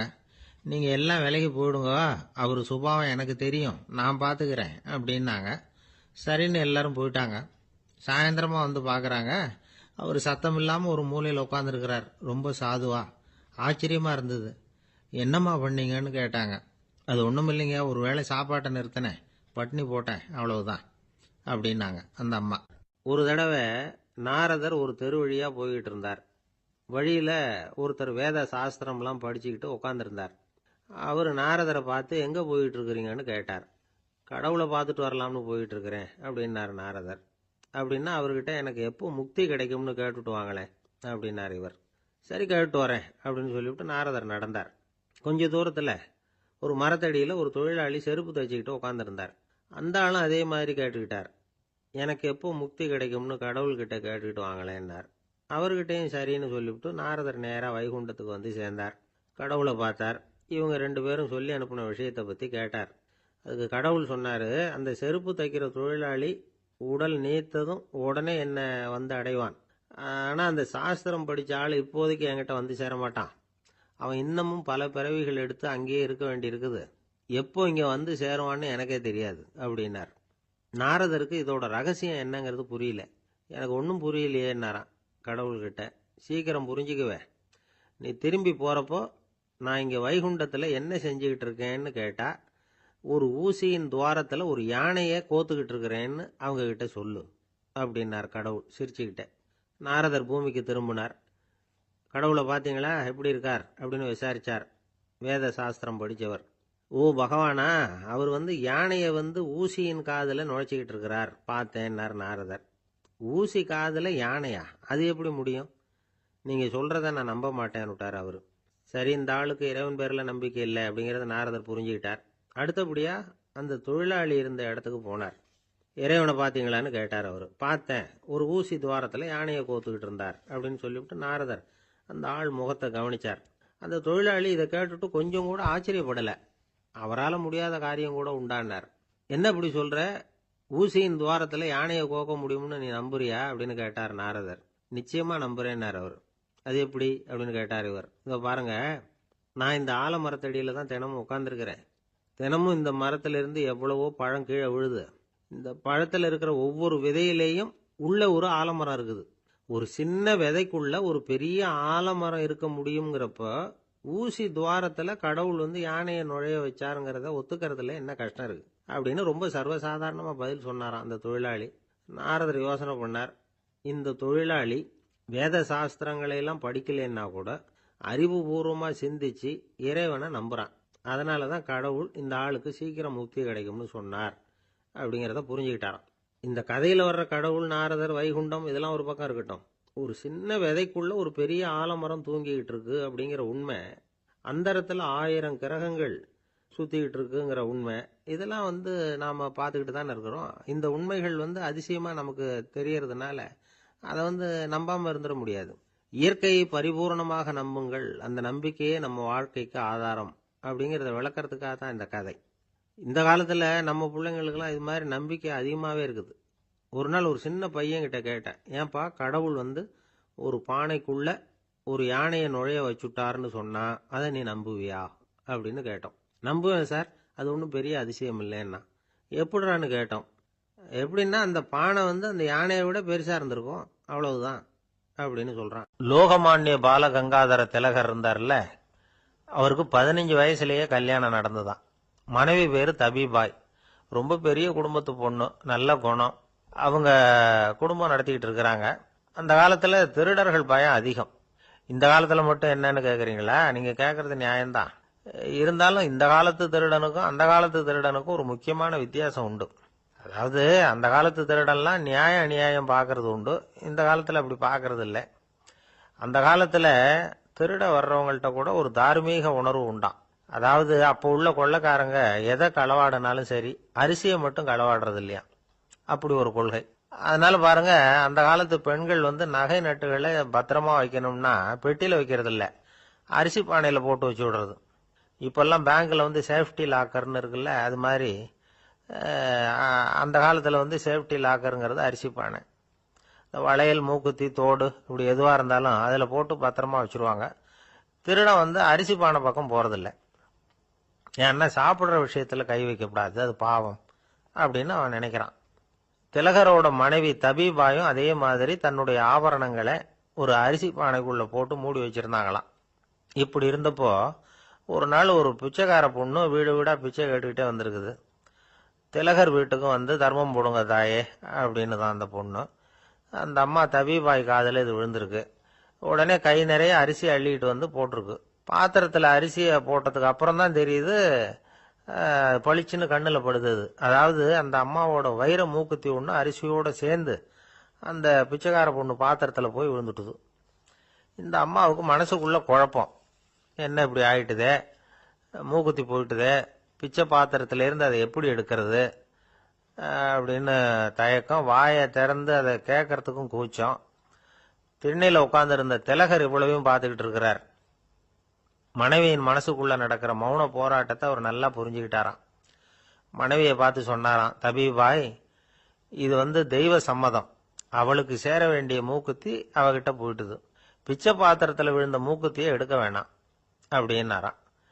சரின்னு சொல்லிவிட்டு மேற்கொண்டு எதுவும் சொல்லாம அந்த அம்மா வீட்டுக்குள்ள போயிட்டாங்களாம். இந்த காலத்துல எல்லாம் அது மாதிரி நடக்குமா? வெறும் அரிசியை போட்டுட்டு விவகாரம் பண்ணிட்டு இருக்க மாட்டோமா? ஒரு பெரிய மனுஷன் வீட்டுக்கு ஒரு பிச்சைக்காரன் வந்தான். ஐயா, நாங்க பிச்சைக்காரங்கள்லாம் சேர்ந்து ஒரு சங்கம் வச்சிருக்கிறோம், அதுக்கு நிதி சேர்க்கிறோம், அதுக்கு ஒரு 100 ரூபா கொடுத்தீங்கன்னா எங்களுக்கு பெரிய உதவியா இருக்கும் அப்படின்னானா. அதெல்லாம் ஒன்றும் கொடுக்க முடியாது போ அப்படின்னாராம் அவரு. அப்படின்னா ஒரு 50 ரூபாயாவது கொடுங்களேன் அப்படின்னு இருக்கான். அதுவும் முடியாதுன்னு சொல்லிவிட்டார்.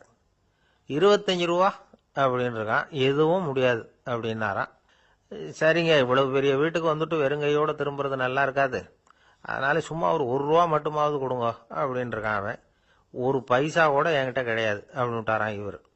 அப்படின்னா நீங்க ஒரு காரியம் பண்ணுங்களேன் அப்படின்னானா அவன். என்ன செய்யணும் அப்படின்னு இருக்கார். எங்க சங்கத்துல நீங்களும் ஒரு மெம்பரா சேர்ந்துருங்க அப்படின்னா. ஒரு ஊர்ல ஒரு இளைஞன் இருந்தான். ஒரு நாள் அவன் ஒரு குருவை தேடிக்கிட்டு புறப்பட்டான். ஊரை விட்டு வெளியில போனான். போகிற வழியில ஒரு காடு. அந்த காட்டுல ஒரு மரத்தடியில ஒரு பெரியவர் உட்கார்ந்துருக்கிறார். அமைதியா மௌனமா அவர் அமர்ந்திருக்கிறார். இந்த பெரியவரை விசாரிக்கலாம், குருவை தேடி கண்டுபிடிக்கிறதுக்கு இவர் ஏதாவது ஒரு வழி சொல்லி கொடுப்பார் அப்படின்னு நினைச்சுக்கிட்டு அவரை நெருங்கினான். ஐயா, எனக்கு ஒரு குரு தேவை, எங்க கிடைப்பார், அவரை எப்படி அடையாளம் கண்டுபிடிக்கிறது, அதை பத்தி ஏதாவது விவரம் சொன்னீங்கன்னா நான் கண்டுபிடிச்சுக்குவேன் அப்படின்ட்டுருக்கான். பெரியவர் நிமிர்ந்து பார்த்தார். தம்பி, அது ரொம்ப சுலபம். அவர் வயசானவரா இருப்பார், என்னை விட சுமார் 30 வயசு அதிகமா இருக்கும்.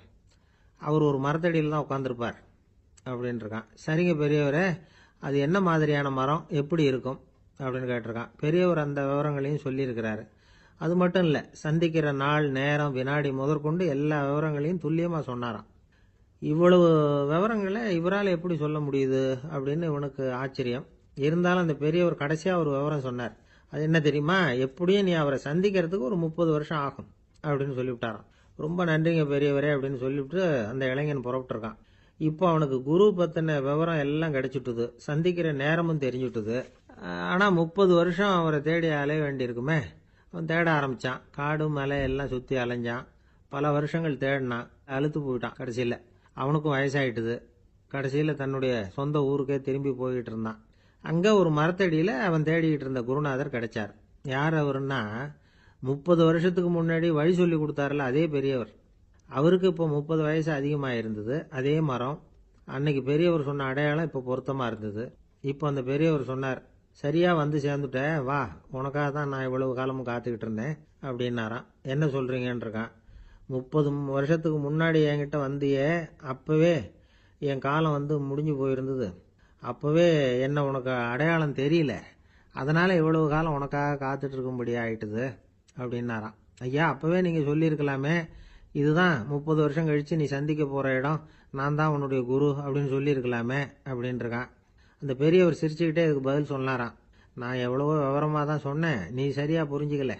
காரணம், அப்போ நீ போதுமான அளவுக்கு பக்குவம் பெற்றிருக்கவில்லை. அதனால் புரியும் சக்தி இல்லாமல் போயிட்டுதப்போ 30 ஆண்டு காலம் நீ அலைஞ்சி தெரிஞ்சிருக்கிற. அது காரணமாக இப்போ உனக்கு அந்த பக்குவம் வந்துட்டுது. அதனால தான் அடையாளம் காண முடிஞ்சது. நானே உன்னுடைய குரு அப்படின்னாராம். இதுலேருந்து என்ன தெரியுதுன்னா, ஆன்மீகத்தில் மாணவனாக சேர்றதுக்கு கூட ஒரு பக்குவத்தன்மை தேவைப்படுது. ஒரு பெரிய ஞானி, அவர்கிட்ட சீடனாக இருக்க ஒருத்தன் வந்தான். எதிரில் நின்னான். ஞானி அவனை வெகு நேரம் உற்று பார்த்தார். அப்புறம் சொன்னார், சீடனாக இருக்கிறது ரொம்ப சிரமம்னார். நான் தயாராக இருக்கிறேன்னா. அது இன்னமும் சிரமமாச்சே, இங்கே வந்து குருவாக இருக்கிறது மட்டுமே சுலபம் அப்படின்னாராம். அப்படின்னா நான் குருவாகவே ஆயிடுறேன் அப்படின்னானா. இது போலவே இந்த காலத்தில் கதை ஒன்று உண்டு. ஒரு பள்ளிக்கூடத்தில் வகுப்பு ஆசிரியர் மாணவனை திட்டிக்கிட்டு இருந்தார். டேய், நீ 100க்கு 10 மார்க்கு தான் வாங்கிட்டு இருக்க. இவ்வளவு மோசமாக நீ படித்தா கடைசியில் மாடு மேய்க்கிறது கூட லாய்க்கு இல்லாதவனா ஆயிடுவேன். அதுக்கப்புறம் என்ன செய்ய போகிற அப்படின்னாராம். பையன் தலையை சொரிஞ்சிக்கிட்டே சொன்னானா, சார் அப்படின்னா ஒன்று செய்கிறேன் அப்படின்னானா. இவர் கேட்டிருக்கார், என்ன செய்ய போகிறேன்னு. வேற என்ன சார், உங்களை மாதிரி ஒரு ஆசிரியர் ஆயிடுறேன் அப்படின்னானா. இமயமலை அடிவாரத்தில் ஒரு மடம். அங்கே ஒரு சன்னியாசி இருந்தார். அவர்கிட்ட ஒருத்தர் வந்தார். சுவாமி, ஆசையை உதற நினைக்கிறேன், முடியல, ஒட்டிக்கிட்டே வருது அப்படின்னாராம். இப்படி உட்கார, ஒரு கதை சொல்கிறேன் அப்படின்னு சொல்லி அவர் சொல்ல ஆரம்பித்தாராம். அவர் சொன்ன கதை என்னன்னா, ஒரு ஊரில் ஒரு ஆள் இருந்தான். அவன் பேர் குப்புசாமி. அவன்கிட்ட எப்பவும் ஒரு பழைய தொப்பி இருக்கும், விடவே மாட்டான். அதனால் அவனை எல்லாரும் தொப்பி சாமி அப்படின்னு தான் கூப்பிடுறது வழக்கம். ஒரு புது தொப்பி வாங்கிக்கப்படாதாப்பா அப்படின்னு நண்பர்கள்லாம் சொல்லி பார்த்தாங்க. பணத்துக்கு எங்கே போவேன் அப்படின்னு விட்டானா.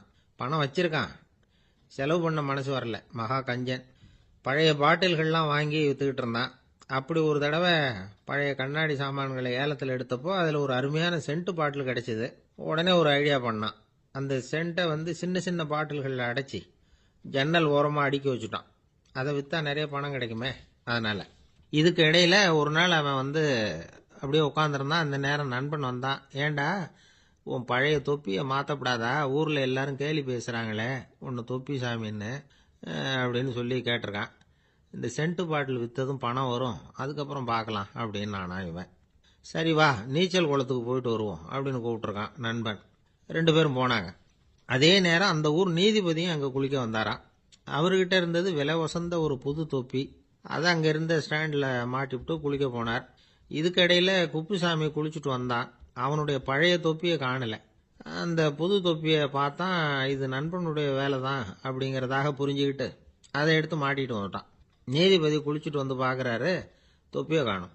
போலீஸில் புகார் கொடுத்தார்.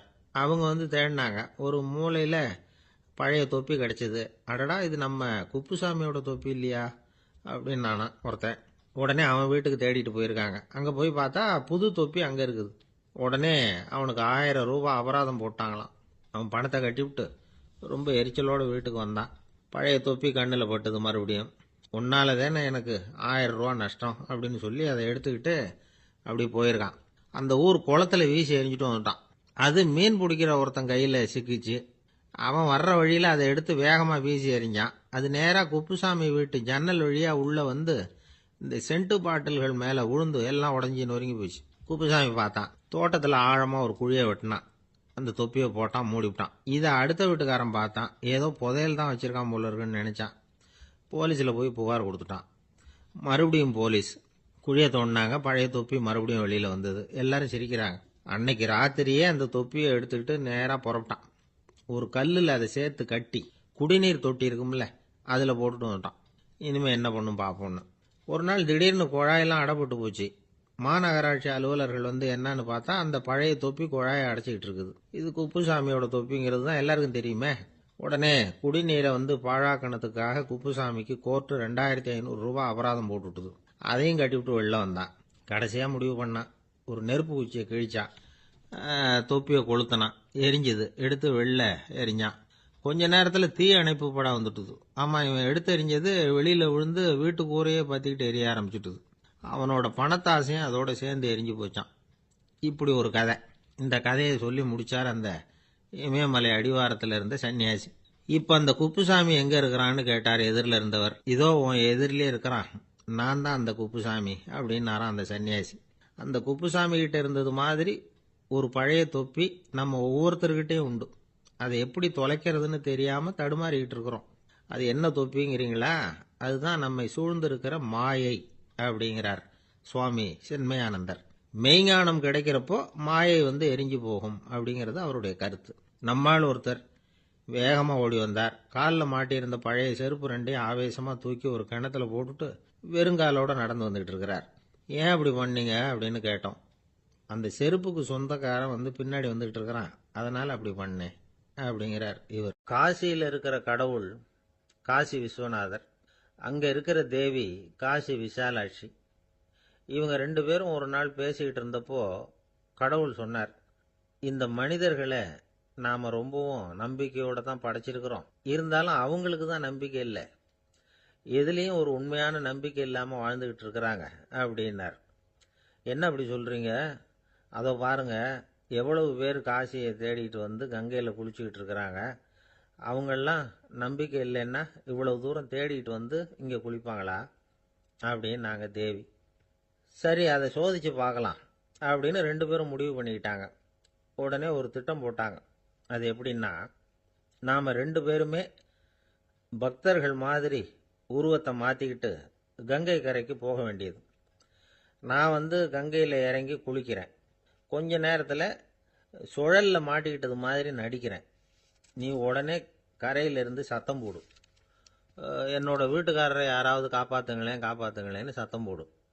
அதோட இன்னொன்று சொல்லு, யாராவது ஒரு புண்ணிய ஆத்மா அவர்கிட்ட போய் அவருடைய முடியை பிடிச்சி இழுக்கணும். அப்படி ஒரு சாபம் இருக்குது எங்களுக்கு.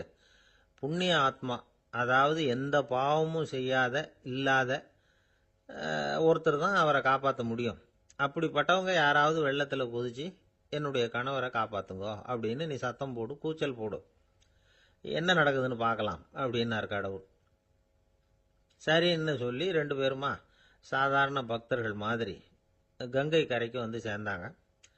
அவர் இறங்கி குளித்தார். திட்டம் போட்டது மாதிரியே சுழலில் மாட்டிக்கிட்டது மாதிரி கத்துனார்.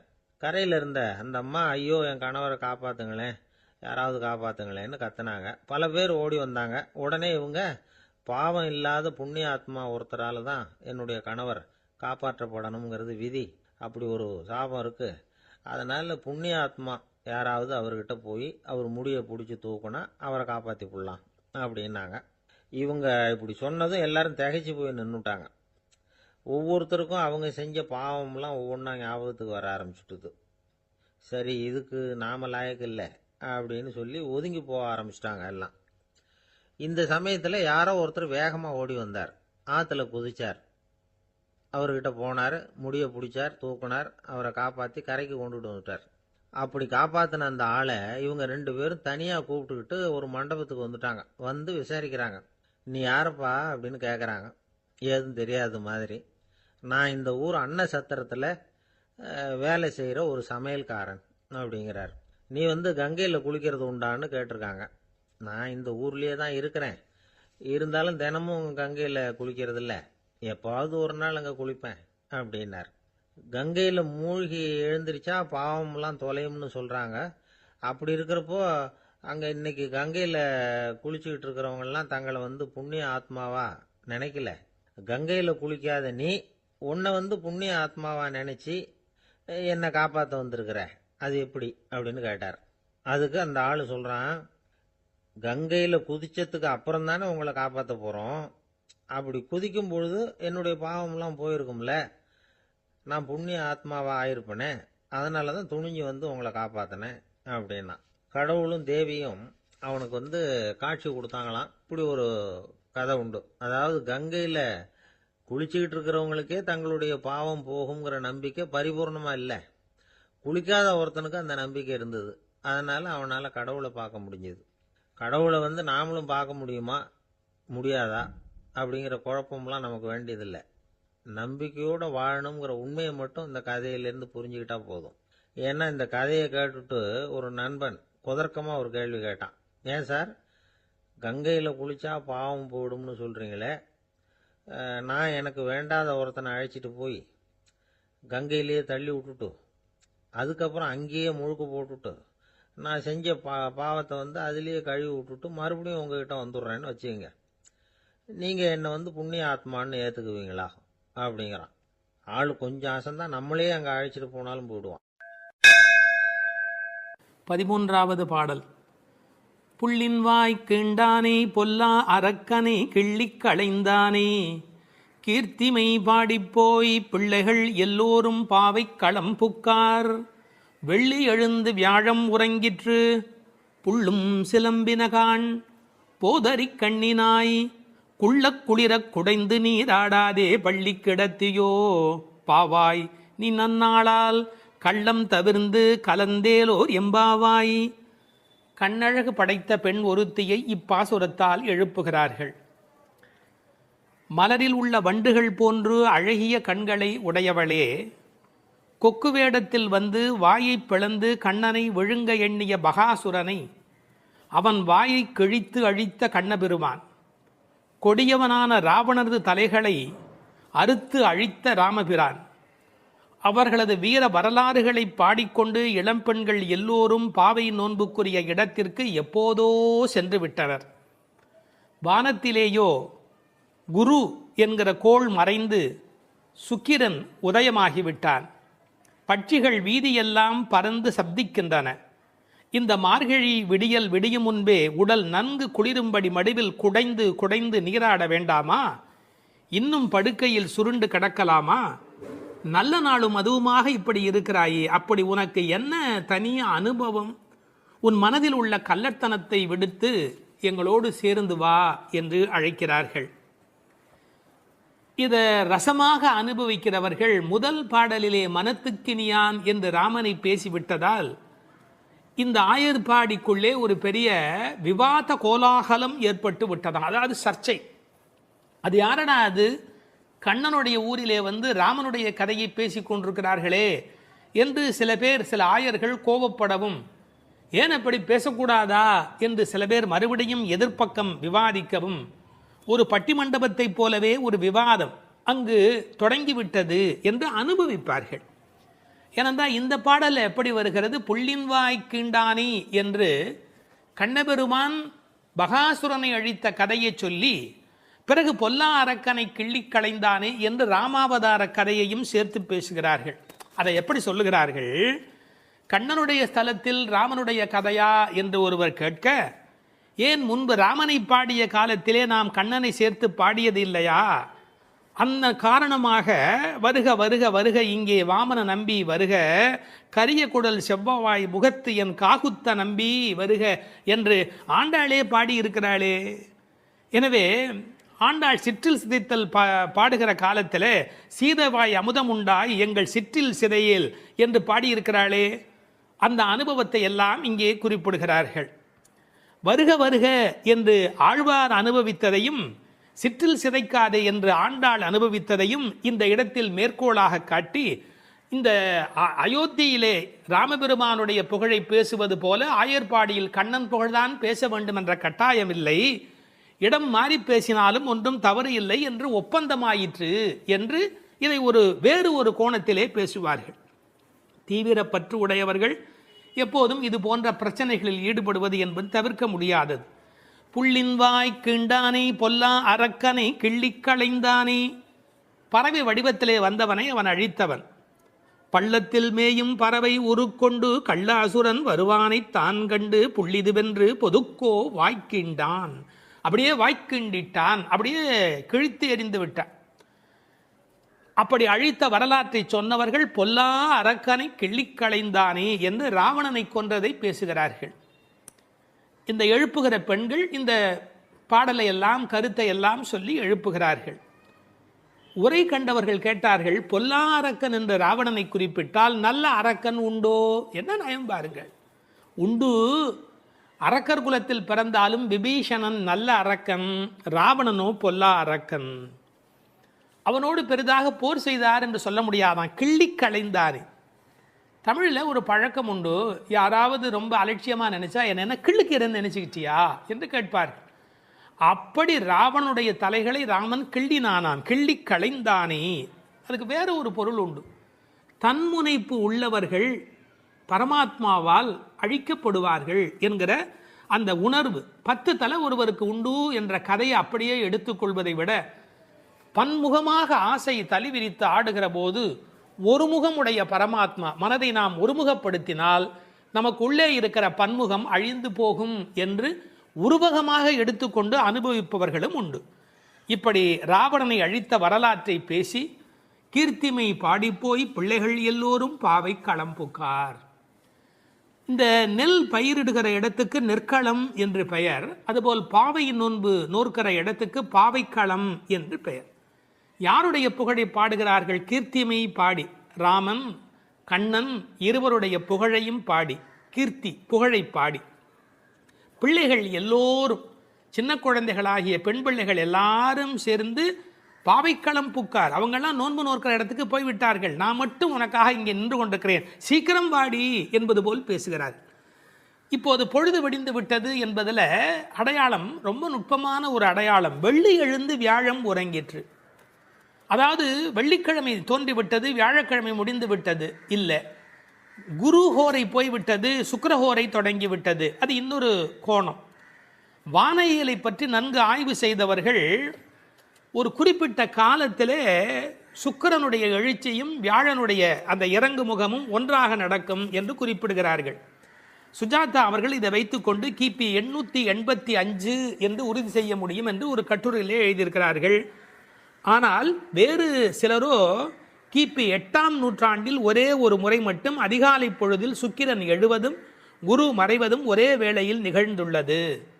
அது முழு நிலவு நாள், பௌர்ணமி. அந்த நாள் அப்படியே குறிப்பிடுகிறார்கள். அந்நாள் கிபி 731 டிசம்பர் 18 காலை 3:30 முதல் 4 மணி. இதனை அடி ஒற்றி ஆண்டாள் பிறந்தது கிபி 716 ஆடிப்பூரம் என்று கணக்கிட்டிருக்கிறார்.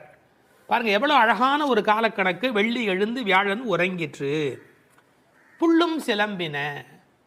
முன்னர் ஒரு முறை புள்ளும் சிலம்பின என்ற பாடல் வந்திருக்கிறதே, அதெல்லாம் கூட்டுக்குள்ளே. இப்போ வெளியில் பறவைகள் எல்லா இடங்களிலும் திரிந்து அவை இப்போது சப்தம் எழுப்பிக் கொண்டிருக்கின்றன.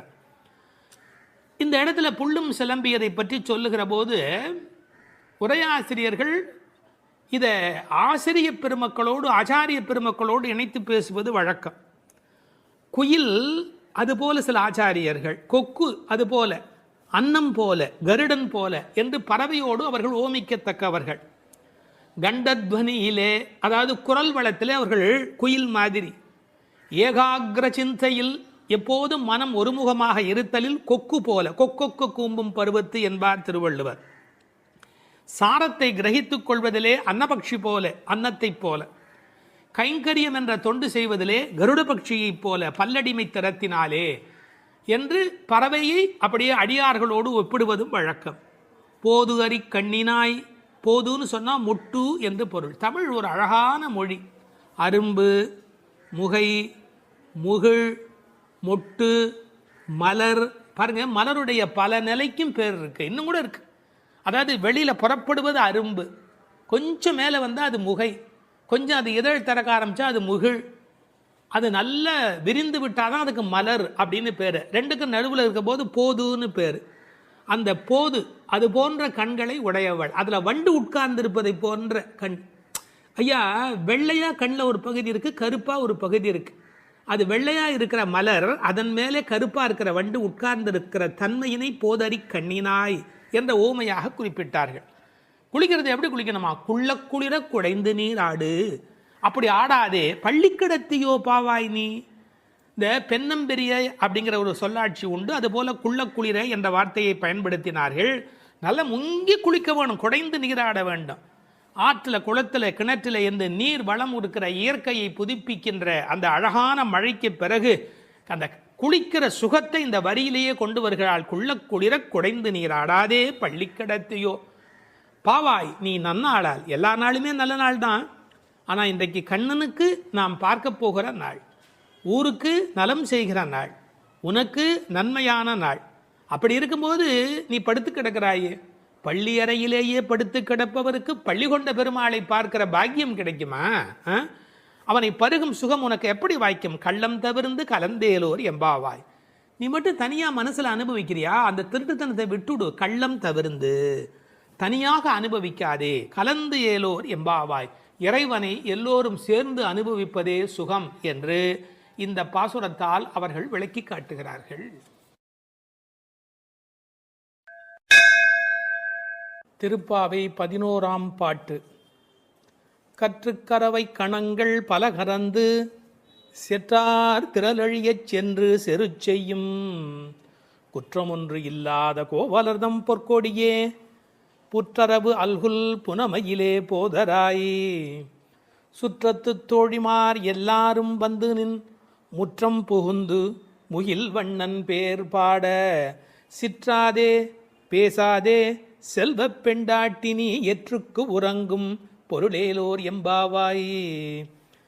கண்ணனை எண்ணி நோற்காமல் அவன்தான் நம்மை எண்ணி நோற்று இங்கு வரட்டுமே என்று எண்ணி எல்லாவற்றிலும் சிறந்தவளான ஒரு பெண், பக்தி பெண் இந்த பாசுரத்தில் எழுப்பப்படுகிறாள். எல்லாமே கன்றுகள் போல இளமையான பசுக்கூட்டங்கள், பலவற்றை கறப்பதில் ஈடுபட்டு உள்ளவர்கள் இந்த கோபாலர்கள். பகைவர்கள் வந்துவிட்டால் அவர்கள் இருக்கும் இடத்திற்கு சென்று அவர்களது திறமை அழியும்படி போர் புரிய வல்ல குற்றமற்ற போர் வீரர்களை பெற்ற ஆயர் குலத்திலிருந்து வந்த பொன்கொடி போன்றவள் இந்த பெண்.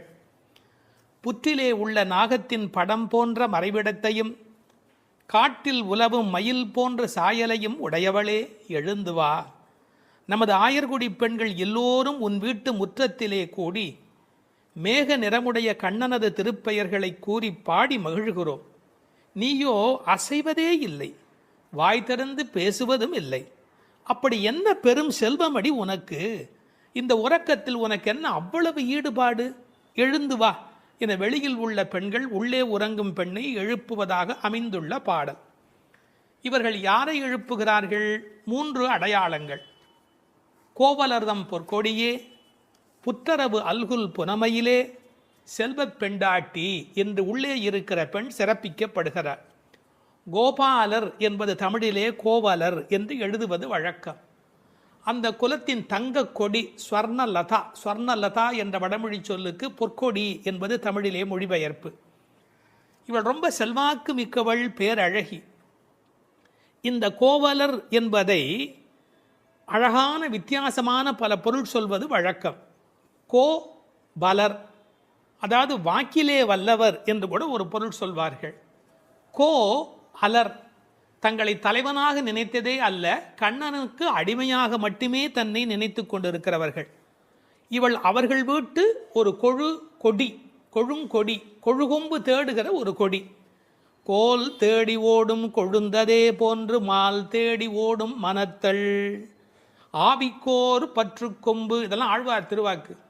இவள் மனம் எப்போதும் கண்ணபெருமானை நோக்கி போய்கொண்டிருக்கும். ஒரு கொழுகொம்பாகிய இறைவனை தேடி போவதாலே இவள் கொடி, ஆனால் பொற்கொடி.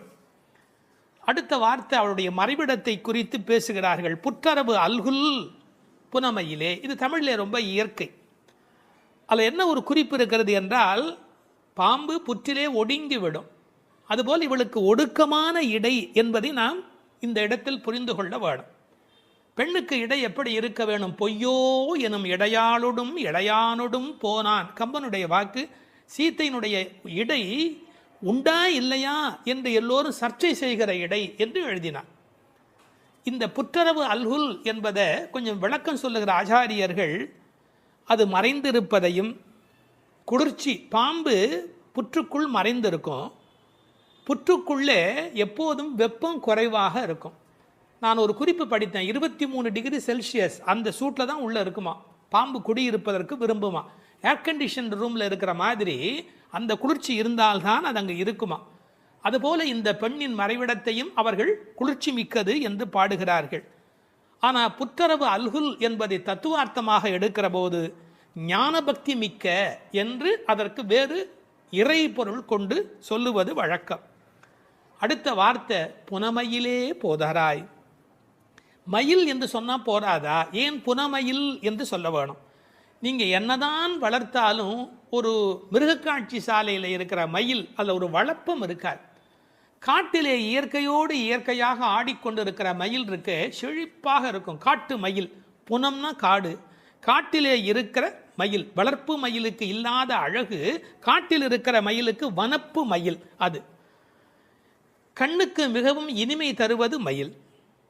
கருங்கண் தோகை மயில் பீலி அணிந்து, கண்ணபெருமான் மயிலை விரும்புகிறவன், அதான் தலைமையிலேயே சூடிக்கொண்டிருக்கிறான். எனவே இவளை விரும்புவதற்கான வாய்ப்பு அதிகம். இன்னொரு கோணத்தில் பிரதிவாதி பயங்கரம் சுவாமிகள் ஒரு அருமையான கருத்து சொல்வார்கள். ஆச்சாரியனை குறித்து அவர்கள் எல்லா பாடலுமே ஆச்சாரியனோடு தொடர்பு படுத்தி பேசியிருக்கிற ஒரு பேச்சு, அற்புதமான பேச்சு அது. அந்த மயிலுக்கும் ஆச்சாரியனுக்கும் என்ன தொடர்பு என்று அனுபவிக்கிறார்கள்.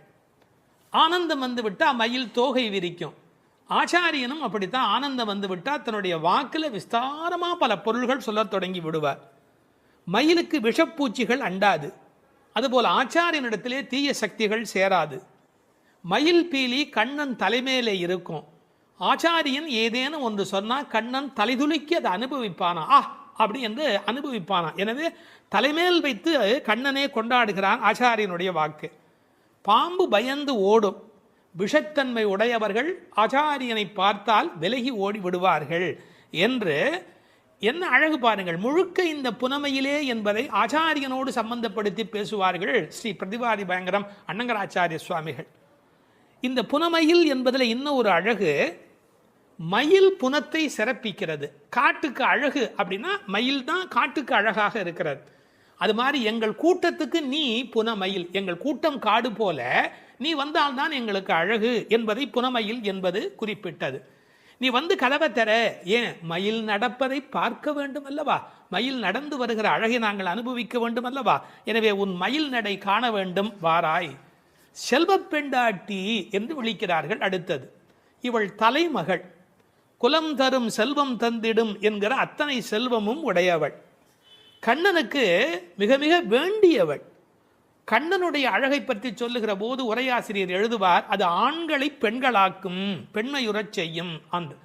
அது மாதிரி இவள் அழகு எப்படி என்றால் பெண்களை ஆண்மையுறச் செய்யும் பேரழகு, செல்வ பெண்டாட்டி என்று சிறப்பித்தார்கள். இப்போ அந்த ஆயர்பாடியிலே அவர்கள் கறந்து, பால் கறந்து அவர்கள் எப்படி வாழுகிறார்கள் என்ற தன்மை பேசப்படுகிறது. கற்று கறவை கணங்கள் பல கறந்து, கன்று உடைய கறவை, ஏன்னா கன்றுக்குட்டி இருந்தால் தான் அது பால் ஈனும். சார், அந்த ஆச்சரியம் என்ன என்று கேட்டால் அங்கே கிழட்டு மாடே கிடையாது, எப்போதும் இளமையுடைய மாடு தான் அங்கே இருக்கும். எனவே அது கற்று கறவை கணங்கள் பல கறந்து, எக்கச்சக்கமான மாடுகள். இந்த ஆயர் சலிப்பதே இல்லை. பரதநாட்டியம் கற்றுக்கொள்கிற பெண்களை சொல்வார்கள், மண்டி போட்டு பாரு அப்படிம்பாங்க. அது மாதிரி பால் கறக்கிறவர்கள் குத்த வச்சு உட்காந்து பால் கறப்பார்கள். எக்கச்சக்கமான ஸ்டாமினா, உடல் பலம் இருந்தால் தான் தொடர்ந்து உட்காரவே முடியும். நீங்கள் சாதாரணமாக உட்காந்துடலாம், ஆனால் குத்த வச்சு உட்காரது இருக்கும் பாருங்க. பரதநாட்டியம் ஆடுகிறவர்களுக்கு முதல் பயிற்சி அதுதான்.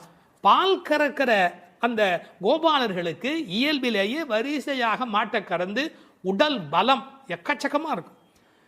பல கறந்து, இந்த கன்று என்பது கற்று என்று எழுதுகிறார்கள். ஏன்னா மெல்லினமாக தான் இருக்கணும் கன்று. அது எப்படி வல்லினம் ஆயிட்டுனா கண்ணுக்குட்டி மாதிரியா இருக்குது, அதுவே அவ்வளோ வலிமையாக துள்ளி குதிச்சுக்கிட்டு இருக்குது. அப்புறம் கன்றுன்னு எப்படி சொல்கிறது, அது கற்று. இதுக்கும் ஆழமான ஒரு உரை சொல்லுகிற வழக்கம் எப்படின்னா, கல்வி கற்று அப்படின்னா கல்வியின் மூலமாக. அதாவது இது கண்ணுக்குட்டி அப்படிங்கிற அர்த்தத்தை தாண்டி நிறைய கல்வி கற்ற சிஷ்ய கோடிகளோடு ஆச்சாரியன் வருகிற பேரழகு, இப்படி ஆச்சாரியனோடு சம்பந்தப்படுத்தி அந்த பாடலுக்கு விளக்கம் சொல்வது உண்டு. பசுவனுடைய சிறப்பை சொல்வதாக இருந்தால் அந்த கோதூளி, அதனுடைய கால் தூசிக்கு பெருமை அதிகம். அந்த பசுவினுடைய அந்த கொட்டில் இருக்கு இல்லையா, மாட்டு கொட்டில், அங்கே போய் உட்காந்தா மன அமைதி கிடைக்கும். வாழ்க்கையில் மனதில் ரொம்ப அதிக துன்பம் உடையவர்கள் பசுக்கள் குடியிருக்கிற கொட்டிலில் போய் பசுக்களை தொட்டு தடவி கொஞ்ச நேரம் அங்கே இருந்தால் அடைய முடியாத அமைதி அடைவார்கள், நோயிலே இருந்து நீங்குவார்கள்னு இப்போ கண்டுபிடிச்சிருக்கிறாங்க. இப்படி ஒருவரே பல மாடு கடந்து எடுக்கக்கூடிய உடல் பலம் உடையவர்கள். ஆனால் வெறும்னா பால் கறக்கிற ஆட்கள்னு நாம் நினைக்கக்கூடாது. எதிரிகள் யாராவது, எதிரினா இவங்களுக்கு கிடையாது, கண்ணனை எதிர்க்கிறதுக்கு யாராவது வந்தா செற்றார் திரளழிய சென்று செரு செய்யும். வேடிக்கையாக சொல்லுவாங்க, டே என் ஏரியாவுக்கு வாடா பார்த்துக்கிறேன் அப்படின்னு. அது மாதிரி சிங்கத்தை குகையிலேயே சந்திப்பது போல எதிரிகளுடைய கோட்டைக்கு உள்ளேயே புகுந்து அவர்களை அடித்து நொறுக்குவார்கள். கிருஷ்ணனுடைய எதிரிகளை தங்கள் எதிரிகளாக நினைத்து கொள்வார்கள். செற்றார் திரளழிய சென்று செரு செய்யும். ராமனை பற்றி பாடும்போது சென்று அங்கு தென்னிலங்கை செற்றாய் திரள் போற்றினாலே, இந்த ஆயர்பாடியில் இருக்கிற கோபாலரும் சென்று சண்டையிடுகிறவர்கள். குற்றமொன்றில்லாத கோவலர்.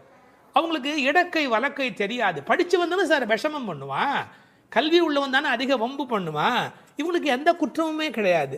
அப்படிப்பட்ட கோவலர்தம் பொற்கொடியே சுற்றத்து தோழிமார் எல்லாரும் வந்து, அத்தனை பேரும் வந்துட்டோம். முடி உன் வீட்டு வாசல்ல நிற்கிறோம், தேகபந்துக்கள் ஆத்ம பந்துக்கள் என்று எல்லாருமா நாங்கள் உன் வீட்டு வாசல்ல வந்து நிற்கிறோம். நீ முற்றம் புகுந்து முகில்வண்ணன் பேர் பாட, உங்கள் வீட்டு கதவை திறந்து நாங்கள் தொட்டிமுற்றத்துக்குள்ளேயே வந்து நிற்கிறோம். வீடு கட்டுகிறவர்கள் பழைய காலத்தில் படி, நடை, கூடம், முற்றம், பின்னால் இருக்கிற இடம் வெளி என்று கட்டுவார்கள். நாங்கள் படியை தாண்டி நடையை தாண்டி வீட்டு முற்றத்துக்குள்ளே வந்து பாடுகிறோம். இன்னும் உன் காதில் கேட்கலையா? அணியரங்கன் திருமுற்றத்து அடியார் தங்கள் இன்பமிகு பெரும் குழுவும் கண்டு. பெருமாள் திருமொழியில் இருக்கிற வாக்கு.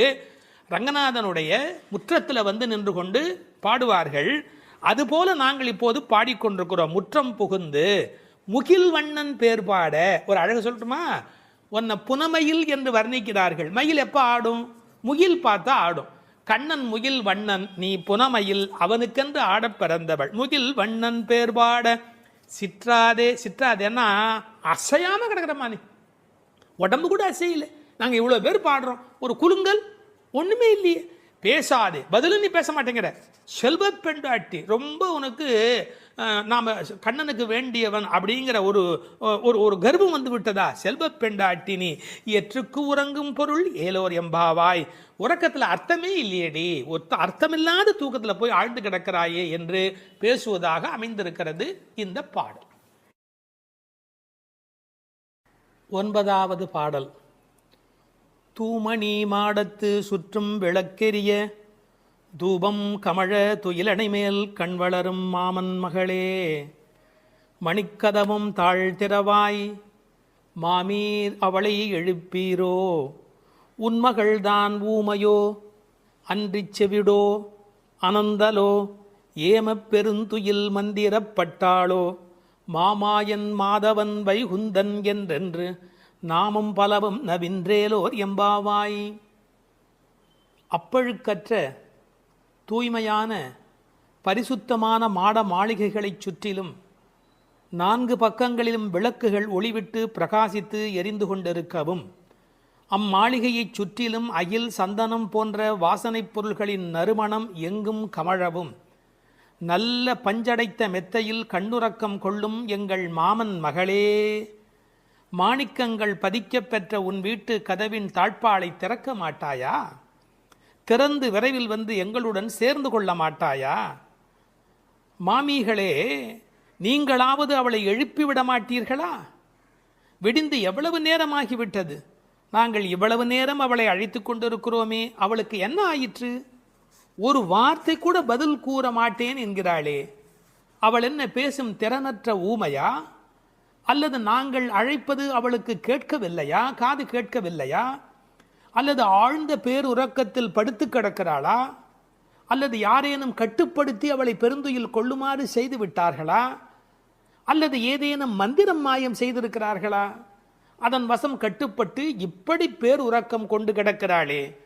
நாங்கள் அந்த மாமாய செயல்களில் வல்லவனும் மிகுந்த தவமுடைய இலக்குமியின் கணவனும் வைகுண்டத்திற்கு அதிபதியுமான நாராயணன் பெயரை திரும்ப திரும்பச் சொல்லி பக்தி பரவசத்தில் ஈடுபட்டு அவளை அழைக்கிறோமே, அவள் ஏன் இன்னும் எழுந்து வந்து கதவை திறந்து எங்களுடன் சேர்ந்து இறைவன் திருப்பெயரை சொல்லி வழிபட மாட்டேன் என்கிறாள்? நீங்களாவது கேட்டுச் சொல்லுங்களேன் என்கிறார்கள். இந்த பாடலின் திரண்ட பொருள் இது. தூமணி மாடத்து சுற்றும் விளக்கெரிய. விளக்கு எரிப்பதற்கே நிறைய செல்வம் இருக்க வேண்டும். இது சீர்மல்கும் ஆய்பாடி செல்வச் சிறுமியர்கள் வாழுகிற இடம். அந்த வீட்டினுடைய அமைப்பு எப்படி இருக்கிறது? தூய்மையான ரத்தின மணிகள் அப்படியே பதிந்து வைத்திருக்கிறார்கள். ஒரு குறிப்பு எழுதுகிறார்கள், அரசர்கள் அந்தப்புறத்திற்கு சிறந்த மணியை கொண்டு அற்புதமான கட்டடத்தை அமைப்பார்களாம். அங்கு வேண்டாம் என்று ஒதுக்கப்பட்ட கற்களை கொண்டுதான் அரண்மனையையே கட்டுவார்களாம். இது துவளில் மண்டபம், அது தூமணி மாடம் என்று அதற்கு ஒரு விளக்கம் சொல்கிறார்கள். ஆக இழைத்து இழைத்து தூய்மையான மணியினை கொண்டு வந்து கட்டியிருக்கிறார்கள். அது ரத்தின மணி. இந்த பெண் எழுந்திருந்திருக்க வேண்டும், எழுந்திருக்கவில்லை. ஒரு வித்தியாசம் இருக்கிறது. ஒரு குடும்பம் விழிப்பதற்கு முன்பு விழிக்க வேண்டியவள் அந்த வீட்டில் இருக்கிற பெண். ஏனென்றால் ஆண் எழுந்தால் அவனை மட்டும்தான் சுத்தம் செய்து கொள்கிறார். பெண் எழுந்தால் அந்த வீடே சுத்தமாகிறது என்று ஒரு பொன்மொழி சொல்வார்கள். எனவே ஒரு பெண்ணாகி இருக்கிறவள் இப்படி உறங்கிக் கொண்டிருக்கலாமா? தூமணி மாடத்து சுற்றும் விளக்கெரிய. 4 புறங்களிலும் நல்ல விளக்கு எரிந்து கொண்டிருக்கிறது. அது மட்டுமல்ல, அகில் சந்தனம் போன்ற நறுமண புகை வீசுகிறது. தூபம் கமழ. செல்வச் செழிப்பு. துயிலணை மேல் கண் வளரும். அது தூங்குவதற்காகவே அமைக்கப்பட்டிருக்கிற ஒரு பெரிய மெத்தை. அதாவது அந்த மெத்தையை பார்த்தாலேயே வா வா வா வந்து படு என்று அழைப்பதை போல 5 விதமான சிறப்புகள் அமைந்திருக்கக்கூடிய பஞ்சனை அது. அதில் அழகு இருக்கிறது, மென்மை இருக்கிறது, குளிர்ச்சி இருக்கிறது, சுகம் இருக்கிறது. அப்படிப்பட்ட அருமையான அந்த பஞ்சனையின் மீது அவள் படுத்திருக்கிறாள். தமிழிலே தூங்குகிறார்கள் என்று சொல்ல மாட்டார்கள், கண்வளராய் என்று சொல்வார்கள், மங்களம் கருதி. ஏன்னால் தூங்கிவிட்டார் என்றால் அமங்கலமாகிவிடுமே என்பதற்காக கண்வளராய் என்று சொல்லை பயன்படுத்துவது வழக்கம். சின்ன வயதிலிருந்து குழந்தை கண் வளருது என்று ஒரு வார்த்தை சொல்வார்கள். அதில் ஒரு விஞ்ஞான குறிப்பே இருக்கிறது. உண்மையிலேயே கர்ப்பத்தில் குழந்தை தூங்குவதால் தான் வளருகிறது. அது ஒரு 10 மாத காலம் தாயின் கர்ப்பத்தில் கண் திறக்காது. கண் திறந்து விட்டால் ஊமை, அது விதவிதமான குறைபாடு உடைய ஊனமான குழந்தையா வந்து பிறக்கும் என்று விஞ்ஞான குறிப்பு இருக்கிறது. அந்த குழந்தை கண்களை மூடிக்கொண்டு தூங்கி கொண்டே இருக்கும். அதில் என்ன ஆச்சரியம் என்று கேட்டால், அப்போதான் அது வளருகிறது. ஒரு புள்ளியிலிருந்து ஒரு குழந்தையாக முழுமையாக வளருகிறது. அந்த கண் வளருதல் என்பதிலே தூங்கும் போது வளர்ச்சி நிகழ்கிறது என்கின்ற ஒரு குறிப்பு இருக்கிறது. மனிதனுக்கு கூட தூக்கம் அவசியம். ஏன்னா உடம்பில் இருக்கிற செல்கள் தங்களை புதுப்பித்துக் கொள்வதற்கு மனிதன் தூங்க வேண்டி இருக்கிறது. அடுத்து உறவு சொல்லி அழைக்கிறாள். மாமன் மகளே. இவள் அந்தணகுல பெண் என்றாலும் ஆயர் குலமகளாக ஆகும் விருப்பத்தின் காரணமாக ஒரு சம்பந்தத்தை ஏற்படுத்தி கொள்கிறாளாம். இதை உரையாசிரியர்கள் எழுதும்போது ஒரு அழகான வாக்கியமாக குறிப்பிடுகிறார்கள். திருவாய்ப்பாடியிலே ஒரு பிரகிருதி சம்பந்தம் தனக்கு உஜ்ஜீவன ஹேதுவாக ஆண்டாள் ஆசைப்பட்டபடி. அழகிய மணவாளப் பெருமாள் நாயனாருடைய வியாக்கியானத்திலே திருவாய்ப்பாடியிலே ஒரு பிரகிருதி சம்பந்தம் தனக்கு உஜ்ஜீவன ஹேதுவாக ஆண்டாள் ஆசைப்பட்டபடி மாமன் மகளே என்று உறவு சொல்லி அவள் அழைக்கிறாள். மணிக்கதவம் தாழ்த்திரவாய். அது உள்ளிருப்பது வெளியே தெரியும்படி அமைக்கப்பட்டிருக்கிற ஒரு வீடு. அவள் எப்படி தூங்குகிறாள் என்பது கூட வெளியே தெரிகிறது. அந்த கட்டில், அந்த மெத்தை, அந்த விளக்கு எரிகிறது. இந்த பாடலே மிக ரசமான ஒரு பாடல். திருப்பாவையில் 30 பாட்டு அழகு என்று சொன்னால் இந்த பாட்டுக்கு என்று தனியான ஒரு ரசனை உலகத்தில் தனியான ஒரு கூட்டமே உண்டு. மணிக்கதவம் தாழ்த்திரவாய், நீ வந்து திற. ஏன்னா எழுந்து வந்து திறக்கிற போது நாங்களா திறந்து கொண்டு உள்ள வந்தால் அது மரியாதையாக இருக்காது ஒரு வீட்டுக்குள்ளே. நீ வந்து திற. ஆனால் அவள் அசைவதாக தெரியவில்லை. அவளுடைய அம்மா எழுந்து விட்டாள். அவள் மற்ற வேலைகள் பார்த்து கொண்டிருக்கிறாள். அதனால உறவு சொல்லி அவளை அழைக்கிறார்கள். மாமீர், அவளை எழுப்பீரோ? நீங்கள் அவளை எழுப்பிவிடக்கூடாதா? அப்படி தூங்கி கொண்டிருக்கிறாளே. உன் மகள்தான் தன்னுடைய தோழியினுடைய தாயை பார்த்து சொல்கிறாள், உன் மகள்தான் ஊமையோ அன்றி செவிடோ. என்ன பொருள் தெரியுமா? பேச்சு வராதவர்கள் என்று பொருள் அல்ல. ஊமை என்ற சொல்லுக்கு இறை நாமம் சொல்லாதவர் என்று பொருள் என்று எழுதுகிறார். இறைவனுடைய நாமத்தை சொல்ல வேண்டிய சந்தர்ப்பத்தில் சொல்லவில்லை என்றால் பிறகு நாக்கிருந்து என்ன பையன்? பேசாத நாளெல்லாம் பிறவா நாளே என்பார்கள் அல்லவா. உண்ணா நாள் என்பது இந்த உலகத்தில் சாப்பிடாத நாள் அல்ல, உன்னை வணங்காத நாள் தான் உண்மையிலேயே உண்ணா நாள் என்று குறிப்பிடுவார்கள். ஊமையோ அன்றி செவிடோ. ஏன்னா இறைவன் புகழ் கேளாத செவியென்ன செவியே என்று சிலப்பதிகாரம் பேசும். இந்த பெருமானுடைய புகழை நாங்கள் சொல்லுகிறோம், அவள் காதிருந்தும் கேட்கவில்லையே. நேற்று வரை நன்றாக பேசினாளே, இன்று என்ன ஊமையாகி விட்டாளா? அழைப்பு அவள் காதில் போய் விழவில்லையா? அல்லது இரண்டுமே அவளுக்கு இணைந்து விட்டதா? சோம்பல் வயப்பட்டாளா? யாரேனும் மந்திரம் மாயம் செய்து விட்டார்களா? என்ன நடந்து விட்டது? ஊமையோ அன்றி செவிடோ, மாமாயன் மாதவன் வைகுந்தன் என்றென்று நாமும் பலவும் நவின்றேலோர் எம்பாவாய். ஏன்னா மந்திர துயில் பட்டாளே, இப்படி அவள் பிடிவாதமான ஒரு தூக்கத்தில் போய் மாட்டிக்கொண்டு இருக்கிறாளே.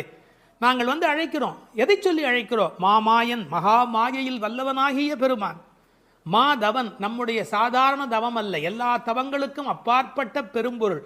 அந்த தவத்தால் அடைய வேண்டியவன் கருணையினால் தானாகவே நம்மிடத்தில் வருவதால் அவன் மாதவன். வைகுந்தத்தில் இருக்கிறவன் என்றாலும் கருணை காரணமாக ஒவ்வொரு கோயிலிலும் அர்ச்சாவதாரத்தில் எழுந்தருளி இருக்கின்றவன். வைகுண்டபதி என்றாலும் இந்த பூமிக்கு கிடைக்கிறவன். வைகுந்தன் என்றென்று நாமும் பலவும் நவின்று. உண்மையிலேயே திருப்பாவையினுடைய நோக்கமே இறைவனுடைய நாமத்தை பல வகையில் சொல்வது. இறைவனுடைய நாமத்துக்கு மிகுந்த சக்தி அதிகம். கட்டிப்பொன் போலே அவன், பணிப்பொன் போலே திருநாமம் என்று உரை எழுதுவார்கள். அதாவது தங்கத்தில் ஒரு பெரிய கட்டி இருந்தால் கூட அதை வைத்துக்கொண்டு என்ன பண்ணுவது? ஆனால் பணிக்கப்பட்ட பொன், வளைக்கப்பட்ட பொன்னாக இருந்தால் அது பல சமயத்தில் ஆபத்துக்கு உதவும். ஒரு மோதிரமாக இருந்தால் அடகு கடையில் வைத்து கூட ஒரு ஆபத்திலேருந்து வெளியில் வரலாம். இறைவன் வைகுந்தத்திலே இருக்கிறான் என்று சொன்னால் கட்டிப்பொன் போலே, ஆனால் பணிப்பொன் போலே அவனுடைய திருநாமம், நாமம் பலவும்.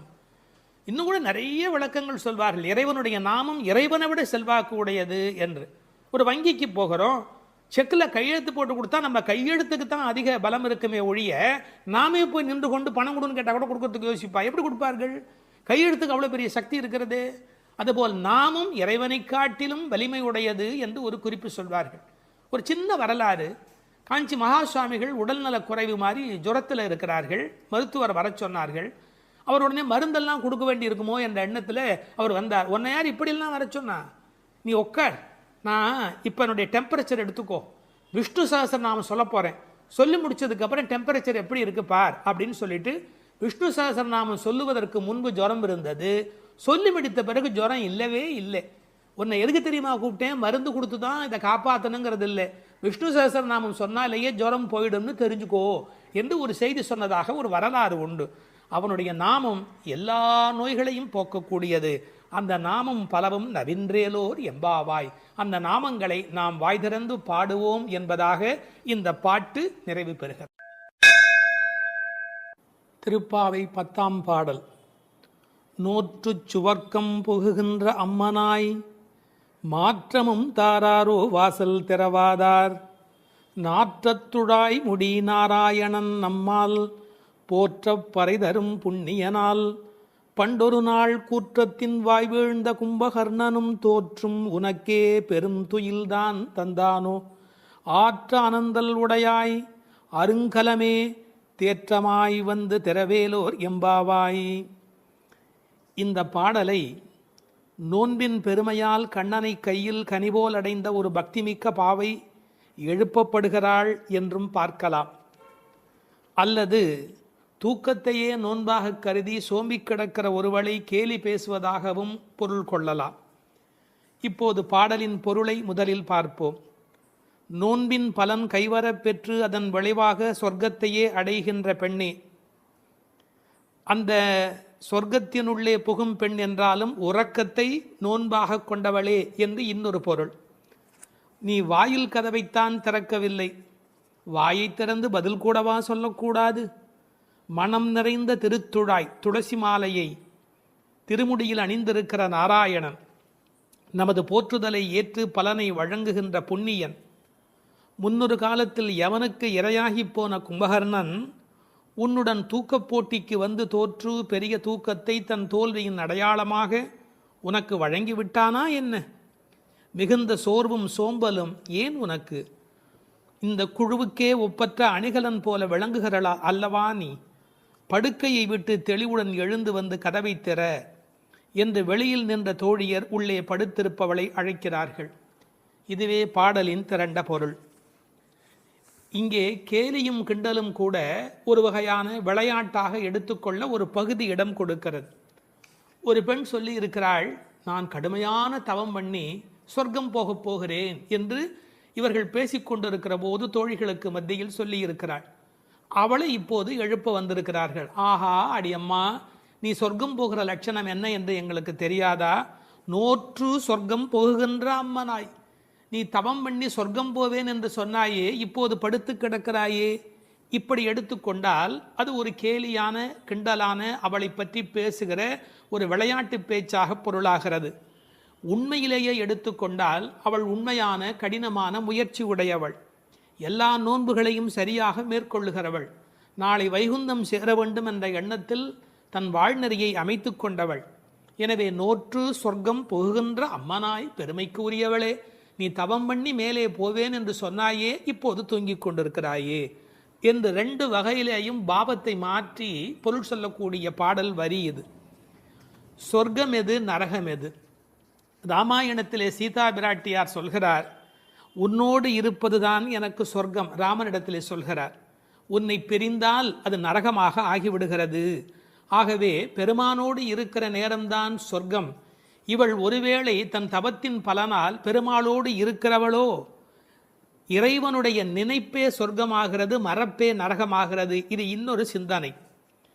இவளுடைய இயல்பு பக்குவம் காரணமாக உயர்ந்து போய் சாது கோஷ்டியில் சேர்ந்து விட்ட காரணத்தால் சாமானியரோடு நமக்கென்ன பேச்சு என்ற எண்ணத்தில் வாயாடாமல் இருக்கிறாளோ என்பதை அடுத்த வரி நமக்கு புலப்படுத்தும். தனக்கு உரிய நல்ல கோஷ்டியிலே இருப்பது, சிறந்தவர்களோடு அந்த வர்க்கத்தில் இருப்பதுதான் சொர்க்கமாக மாறுகிறது.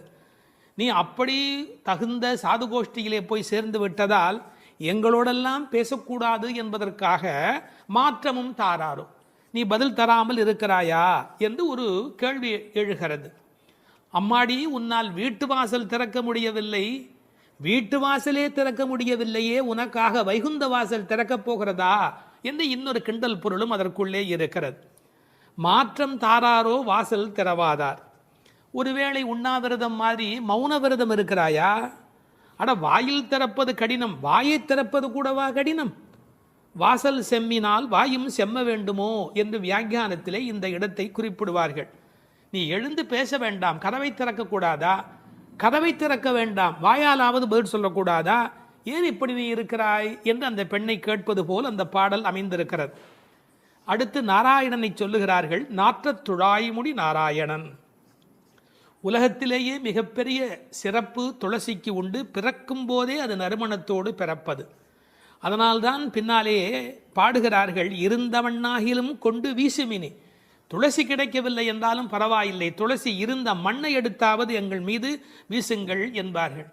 ஒரு பெருமாள் கோயிலுக்குள் போகிற போது நமக்கு கிடைக்கிற மிகப்பெரிய இன்பமே அந்த திருத்துழாய் நறுமணம். பச்சை கற்பூரம் அது இன்னொரு பக்கம், திருத்துழாய் நறுமணம்தான் கோயிலின் சிறப்பழகு. கண்ணன் திருத்துழாய் அணிந்து அங்கு வந்து சென்றால் 100 குழிக்கு தாங்கும் என்று உரை எழுதுவார்கள்.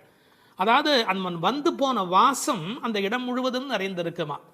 இப்போது திருத்துழாய் வாசம் வருவதாலே இந்த பெண்களுக்கு உள்ளூர ஒரு கவலை, ஒருவேளை கண்ணன் இங்கே உள்ளே வந்துவிட்டு போயிருக்கிறானோ என்கிற ஒரு சின்ன கவலையும் வெளிப்பட பேசுகிறார்கள். நாற்றத் துழாய்முடி நாராயணன். நான் துளசியை பற்றி ஒரு மருத்துவ புத்தகம் படித்து கொண்டிருந்தேன். அதில் துளசி பிராணசக்தியை கூட்டி நம்முடைய கபத்தை குறைக்கக்கூடியது. அது மட்டுமல்ல, அது 100 வகையான மேலான மருந்தாக அது பயன்பட்டு கொண்டிருக்கிறது. துளசி, கருந்துளசி, செந்துளசி, நாதுளசி என்று 4 வகையாக அது கிடைக்கிறது. பிராணசக்தியை கூட்டுகிறது என்பதற்காக அப்படியே எடுத்துக்கொள்ளுகிற போது அது முற்றிலுமாக ஒருவருடைய உடலை மாற்றி அமைக்கக்கூடியது. துறவரத்துக்கு போகிறவர்களுக்கு கூட துணை நிற்கக்கூடியது என்று ஒரு குறிப்பு எழுதி வைத்திருக்கிறார்கள். துளசியோடு ஒரு 5 மிளகு வைத்து 3 நாள் சாப்பிட்டால் 3 மாத காலம் ஒரு பெண் அப்படி சாப்பிட்டால் குழந்தை பேர் இல்லாத பெண்களுக்கு வாய்க்கும் என்று எழுதுகிறார்கள். 9 மிளகு வைத்து அரைத்து 7 நாட்கள் வெறும் வயிற்றில் சாப்பிட்டால் எந்த விஷமும் உரியும் என்று எழுதுகிறார்கள். எனவே மருந்தல்ல, மாமருந்தாக விளங்குவது திருத்துழாய். அந்த நாற்றத்துழாய் முடி நாராயணன். திருவடியில் மட்டுமல்ல, அவன் திருமுடியிலும் இருக்கிற மேன்மையும் ஏற்றமும் பெற்றது இந்த திருத்துழாய். அந்த நாராயணன் நம்மால் போற்ற பறைதரும் புண்ணியனால். இந்த நம்மால் என்பதை நம்மால் என்று பிரித்து சொல்வார்கள், நம்மால் என்று சேர்த்து சொல்வார்கள். அதாவது நாம் இப்போது பாடினால் அவன் நமக்கு பறை தருவான், நம்முடைய மால் நமக்கு பறை தருவான். நமக்கு மால் இருக்குமென்றாலும், மால் என்றால் மயக்கம். சில பேர் சுய மோகிகள், தன்னைத்தானே மோகித்துக் கொண்டு தன்னை பெரிதாக நினைத்துக் கொண்டிருப்பார்கள். அப்படிப்பட்ட குறையுடையவராக இருந்தாலும் கூட அவர்களுக்கு கருணை பாலிக்கிறவன் கடவுளாக மாறுகிறான். நம்மால் போற்ற பறை தரும் புண்ணியனால், அவன் புகழை பாடிய மாத்திரத்தில் நமக்கு பறை தருகிறான், புருஷார்த்தங்களை அருளுவதற்கு தயாராக இருக்கின்றான். அடுத்து அந்த பெண்ணை அவர்கள் கேலி பேசுகிறார்கள். அப்படிப்பட்டவனை நாங்கள் பாடுகிற போது கூட நீ தூங்கிக் கொண்டிருக்கிறாயே, இது என்ன நியாயம்? பண்டொரு நாள் கூற்றத்தின் வாய் வீழ்ந்த கும்பகர்ணனும். இந்த பண்டொரு நாள் என்பதற்கு நேரடியாக நீங்கள் பொழிப்புரை எழுதினால், முன்பு ஒரு நாள், அதாவது ராமாயணம் முன்னர் நடந்தது. அப்படி முன்பொரு நாள் நடந்த ராமாயண யுத்தத்தில் கும்பகர்ணன் தோற்று விழுந்தான். இது வெளிப்படையான பொருள். ஆனால் ஒரு நயம் இருக்கிறது. பண்டு ஒரு நாள், ராமாயண கதை படித்தவர்களுக்கு தெரியும், ராவணனை போன்றவர்கள் முதல் நாள் போருக்கு வருகிறார்கள், பின்னாலும் வருகிறார்கள். இந்திரஜித்தன் ஒரு நாள் வருகிறான், பிறகு இன்னொரு நாள் வருகிறான். ஆனால் கும்பகர்ணன் ஒரே ஒரு நாள் தான் போருக்கு வருகிறான், அன்றே மாண்டு போய் விடுகிறான். இந்த மிகப்பெரிய வரலாற்று குறிப்பை பண்டொரு நாள் கூற்றத்தின் வாய்வீழ்ந்த கும்பகர்ணன் என்று குறிக்கிறாள். கூற்றத்தின் வாய்வீழ்ந்த கும்பகர்ணன் என்றால் யமனுடைய வாயில் வந்து விழுந்த கும்பகர்ணன். ராமன் கொன்றான் என்று பழி சொல்ல விருப்பமில்லை. ஒருவர் தண்ணீர் குடிப்பதற்கு ஏரி வெட்டி வைக்கிறார், அதில் வந்து ஒருவர் விழுந்து விட்டால் அது ஏரி வெட்டி அவருடைய தவறா? அது மாதிரி தயரதன் பெற்ற மரகத மணித்தடம் ஸ்ரீராமன், அதில் வந்து விழுந்து இறந்தவன் கூற்றத்தின் வாய்வீழ்ந்த கும்பகர்ணன் என்று நயம்பட பேசுகிறாள். 6 மாதம் தூக்கமுடையவன் அவன் தோற்றும் உனக்கே பெருந்துயில்தான் தந்தானோ. தோற்றவர்கள் வெற்றி பெற்றவர்களுக்கு ஒரு பரிசு தர வேண்டும். அப்படி கும்பகர்ணன் தோற்றவன் இந்த தூக்கத்தை இவளுக்கு பரிசாக கொடுத்து விட்டு போயிருக்கிறான். கும்பகர்ணன் இவளோடு போட்டி போட்ட போது இவள் வெற்றி பெற்று விட்டாளாம். அந்த கேலி பேசுகிறார்கள், தோற்றும் உனக்கே பெரும் தொழில்தான் தந்தானோ. சோம்பல் எல்லா நோய்களுக்கும் மகப்பேறு மருத்துவ மறை. ஆங்கிலத்திலே என்தூசியாசம் என்று ஒரு வார்த்தை சொல்கிறார்கள். அதை பற்றி ஆழமான பொருள் சொல்லுகிறவர்கள், என்தூசியாசம் என்றால் உற்சாகம் என்று மட்டும் பொருள் அல்ல, இறைமையில் நிறைந்தவர் என்று ஒரு பொருள் கொள்ளுகிறார்கள். எனவே சோம்பல் இறைநிலைக்கு எதிரானது, உயிர்ப்பு இறைநிலைக்கு அடையாளமானது. நீ இப்படி கும்பகர்ணனை போல் தூக்கத்தில் இருக்கிறாயே, நீ அனந்த நிலையில் இருக்கிறார், அதாவது தூக்கமும் இல்லை விழிப்பும் இல்லை, அந்த நிலையில் இருக்கிறாய், ஆற்ற ஆனந்தல் உடையாய். ஆனால் நீ யார்? எங்களுக்கு அரும் கலை. நீ வந்தால் எங்கள் கோஷ்டிக்கே பெருமை, எங்கள் கோஷ்டியே ஒளி வீசக்கூடியது, எங்களுக்கு நல்ல அணிகலன் நீ. தேற்றமாய் வந்து திரவேலோர் எம்பாவாய். தேற்றமாய் என்றால் படுத்த நிலையிலேயே அப்படியே எழுந்து வெளியிலே வந்து விடாதே. அதுக்கு ஒரு உரை சொல்வார்கள், வால்மீகத்தில் இலக்குவனை பார்க்க தாரை வந்த மாதிரி வந்து விடாதே, நீ உன்னை அழகுபடுத்தி கொண்டு திருத்தமாக வர வேண்டும் என்ற குறிப்பை அருங்கலமே தேற்றமாய் வந்து திரவேல் என்று பாடுகிறார்கள்.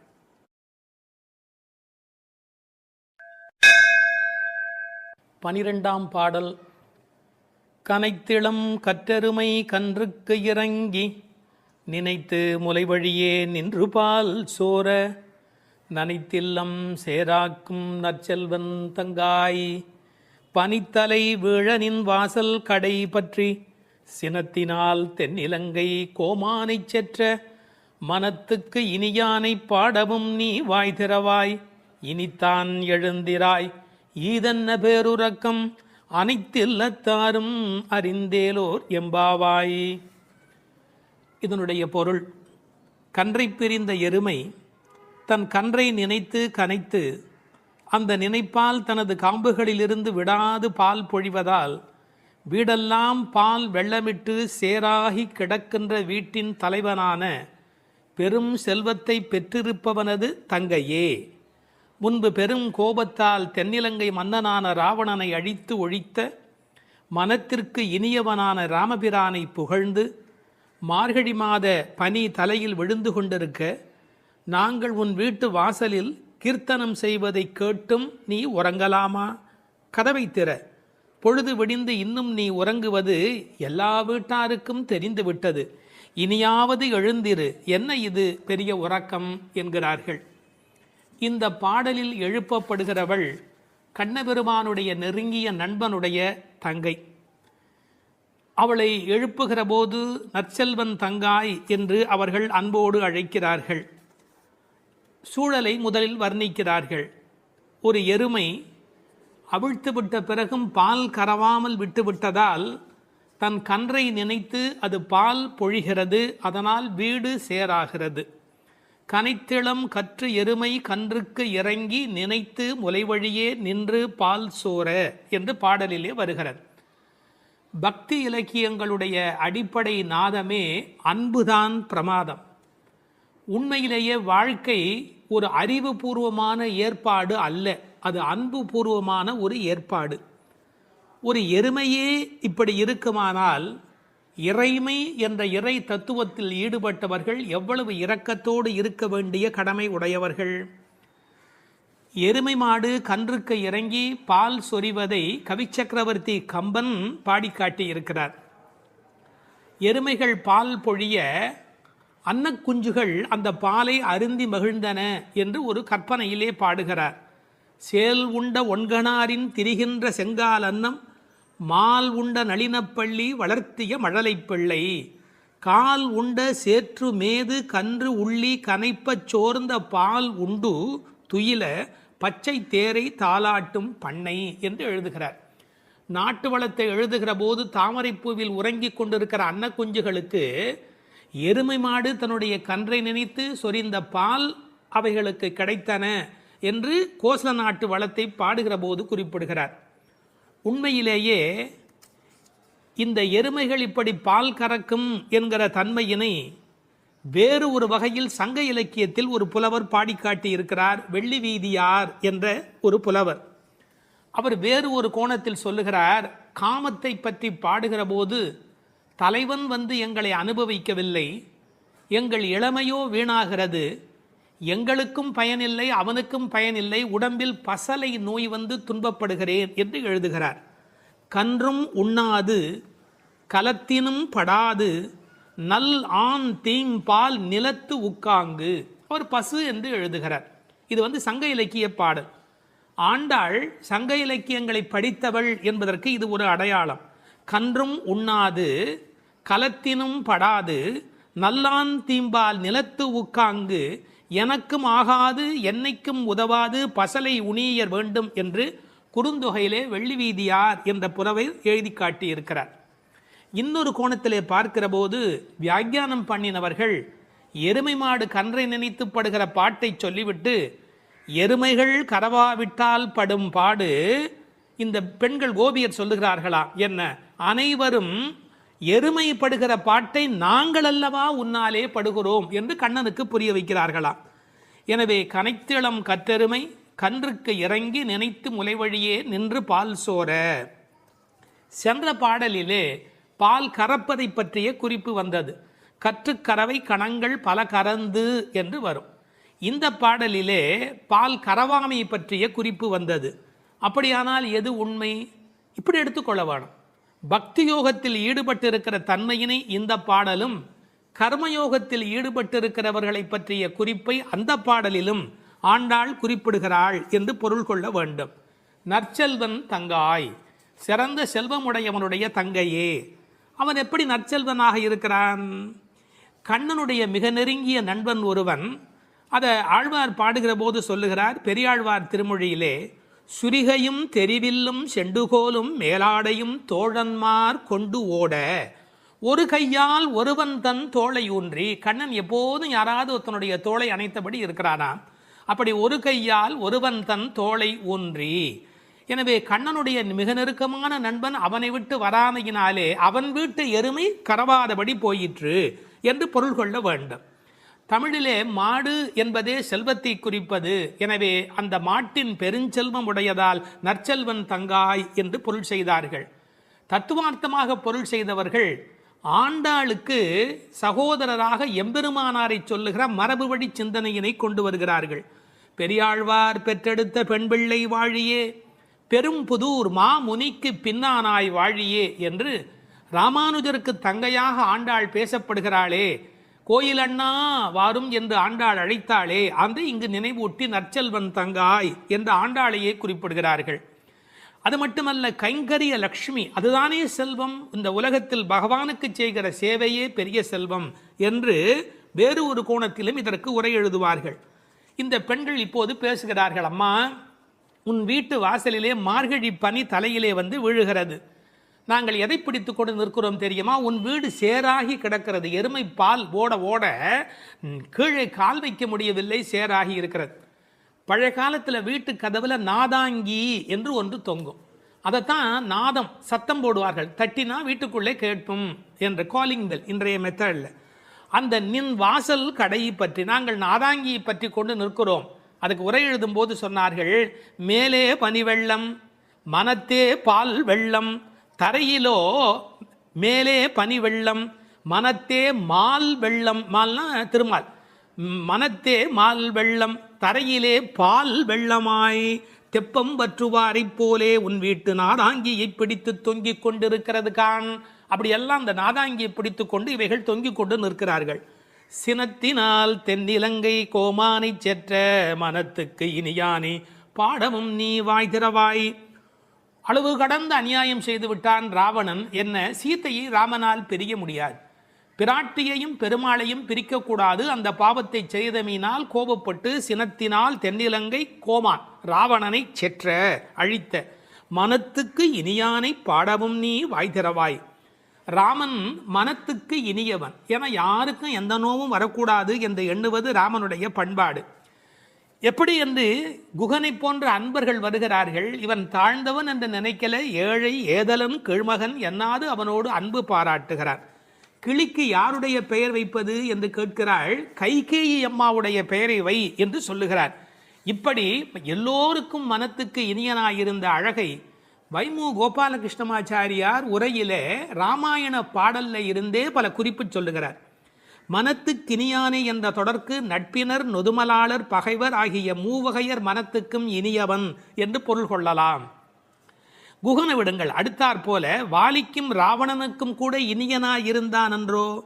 மூக்கும் காதும் வெம்முரண் முலை கண்களும் முறையால் இழந்து அரற்றிய சூர்ப்பனகையும் போக்கினீர் என் நாசி பொய்த்து என் என்றும் மேக்குயரும் நெடுமூக்கு மடந்தையர்க்கு மிகையன்றோ என்றும் பிழை செய்தீரோ என்றும் சூர்ப்பனகை ராமனை புகழ்ந்து பாடுகிறாள். மார்பில் ராமபானம் பாய்ந்து நின்ற நேலையும் வாலி ஓவியத்து எழுத ஒண்ணா உருவத்தாய் என்று சொல்லுகிறான். ஆவி போம் வேலைவாய் அறிவு தந்து அருளினாய் என்று பேசுகிறான். ராவணன் மாலியவானிடத்திலே வந்து சொல்லுகிற போது நாசம் வந்துற்ற காலை நல்லதோர் பகையை பெற்றேன் என்றார். அது மட்டுமல்ல, ராமனுடைய தோற்றத்தை பார்த்துவிட்டு சொல்லுகிறான், ராகவன் மேனி நோக்கி தீயன கொடிய வீர சேவகச் செய்வை கண்டால் நாயன தகுதும் அன்றே காமனும் நாமும் எல்லாம் என்று பகைவனை கொண்டாடுகிறான் ராவணன். எனவே ராமனிடத்தில் எல்லோரும் அன்பு பாராட்டுகிற காரணத்தினாலே அவன் மனத்துக்கு இனியவனாக இருக்கின்றான். அந்த மனத்துக்கு இனியானை நாம் பாட இனித்தான் எழுந்திராய். ராமாயணமே சொல்லிவிட்டோம், இன்னும் நீ எழவில்லையே, ஈதென்ன பேருறக்கம், இந்த உறக்கம் நியாயமா, இப்படி தூங்கி தொலைக்கிறாயே, அனைத்தில்லத்தாரும் அறிந்தார். உனக்கு வெக்கமா இல்லை? பக்கம் வீடு எதிர் வீடு எல்லாருமே நீ எழவில்லை என்பதை தெரிந்து வைத்திருக்கிறார். மனிதர்களுடைய இயல்பு தன்னை பற்றி அக்கம் பக்கம் என்ன நினைக்கும் என்கிற ஒரு கூச்ச சுபாவம் உண்டு. அதை இந்த இடத்துல எடுத்து சொல்லி அனைத்தில்லத்தாரும் அறிந்து என்று உரை எழுதினார்கள். ராமானுஜரை நினைவூட்டி உரையிலே இன்னொரு குறிப்பு சொன்னார்கள்.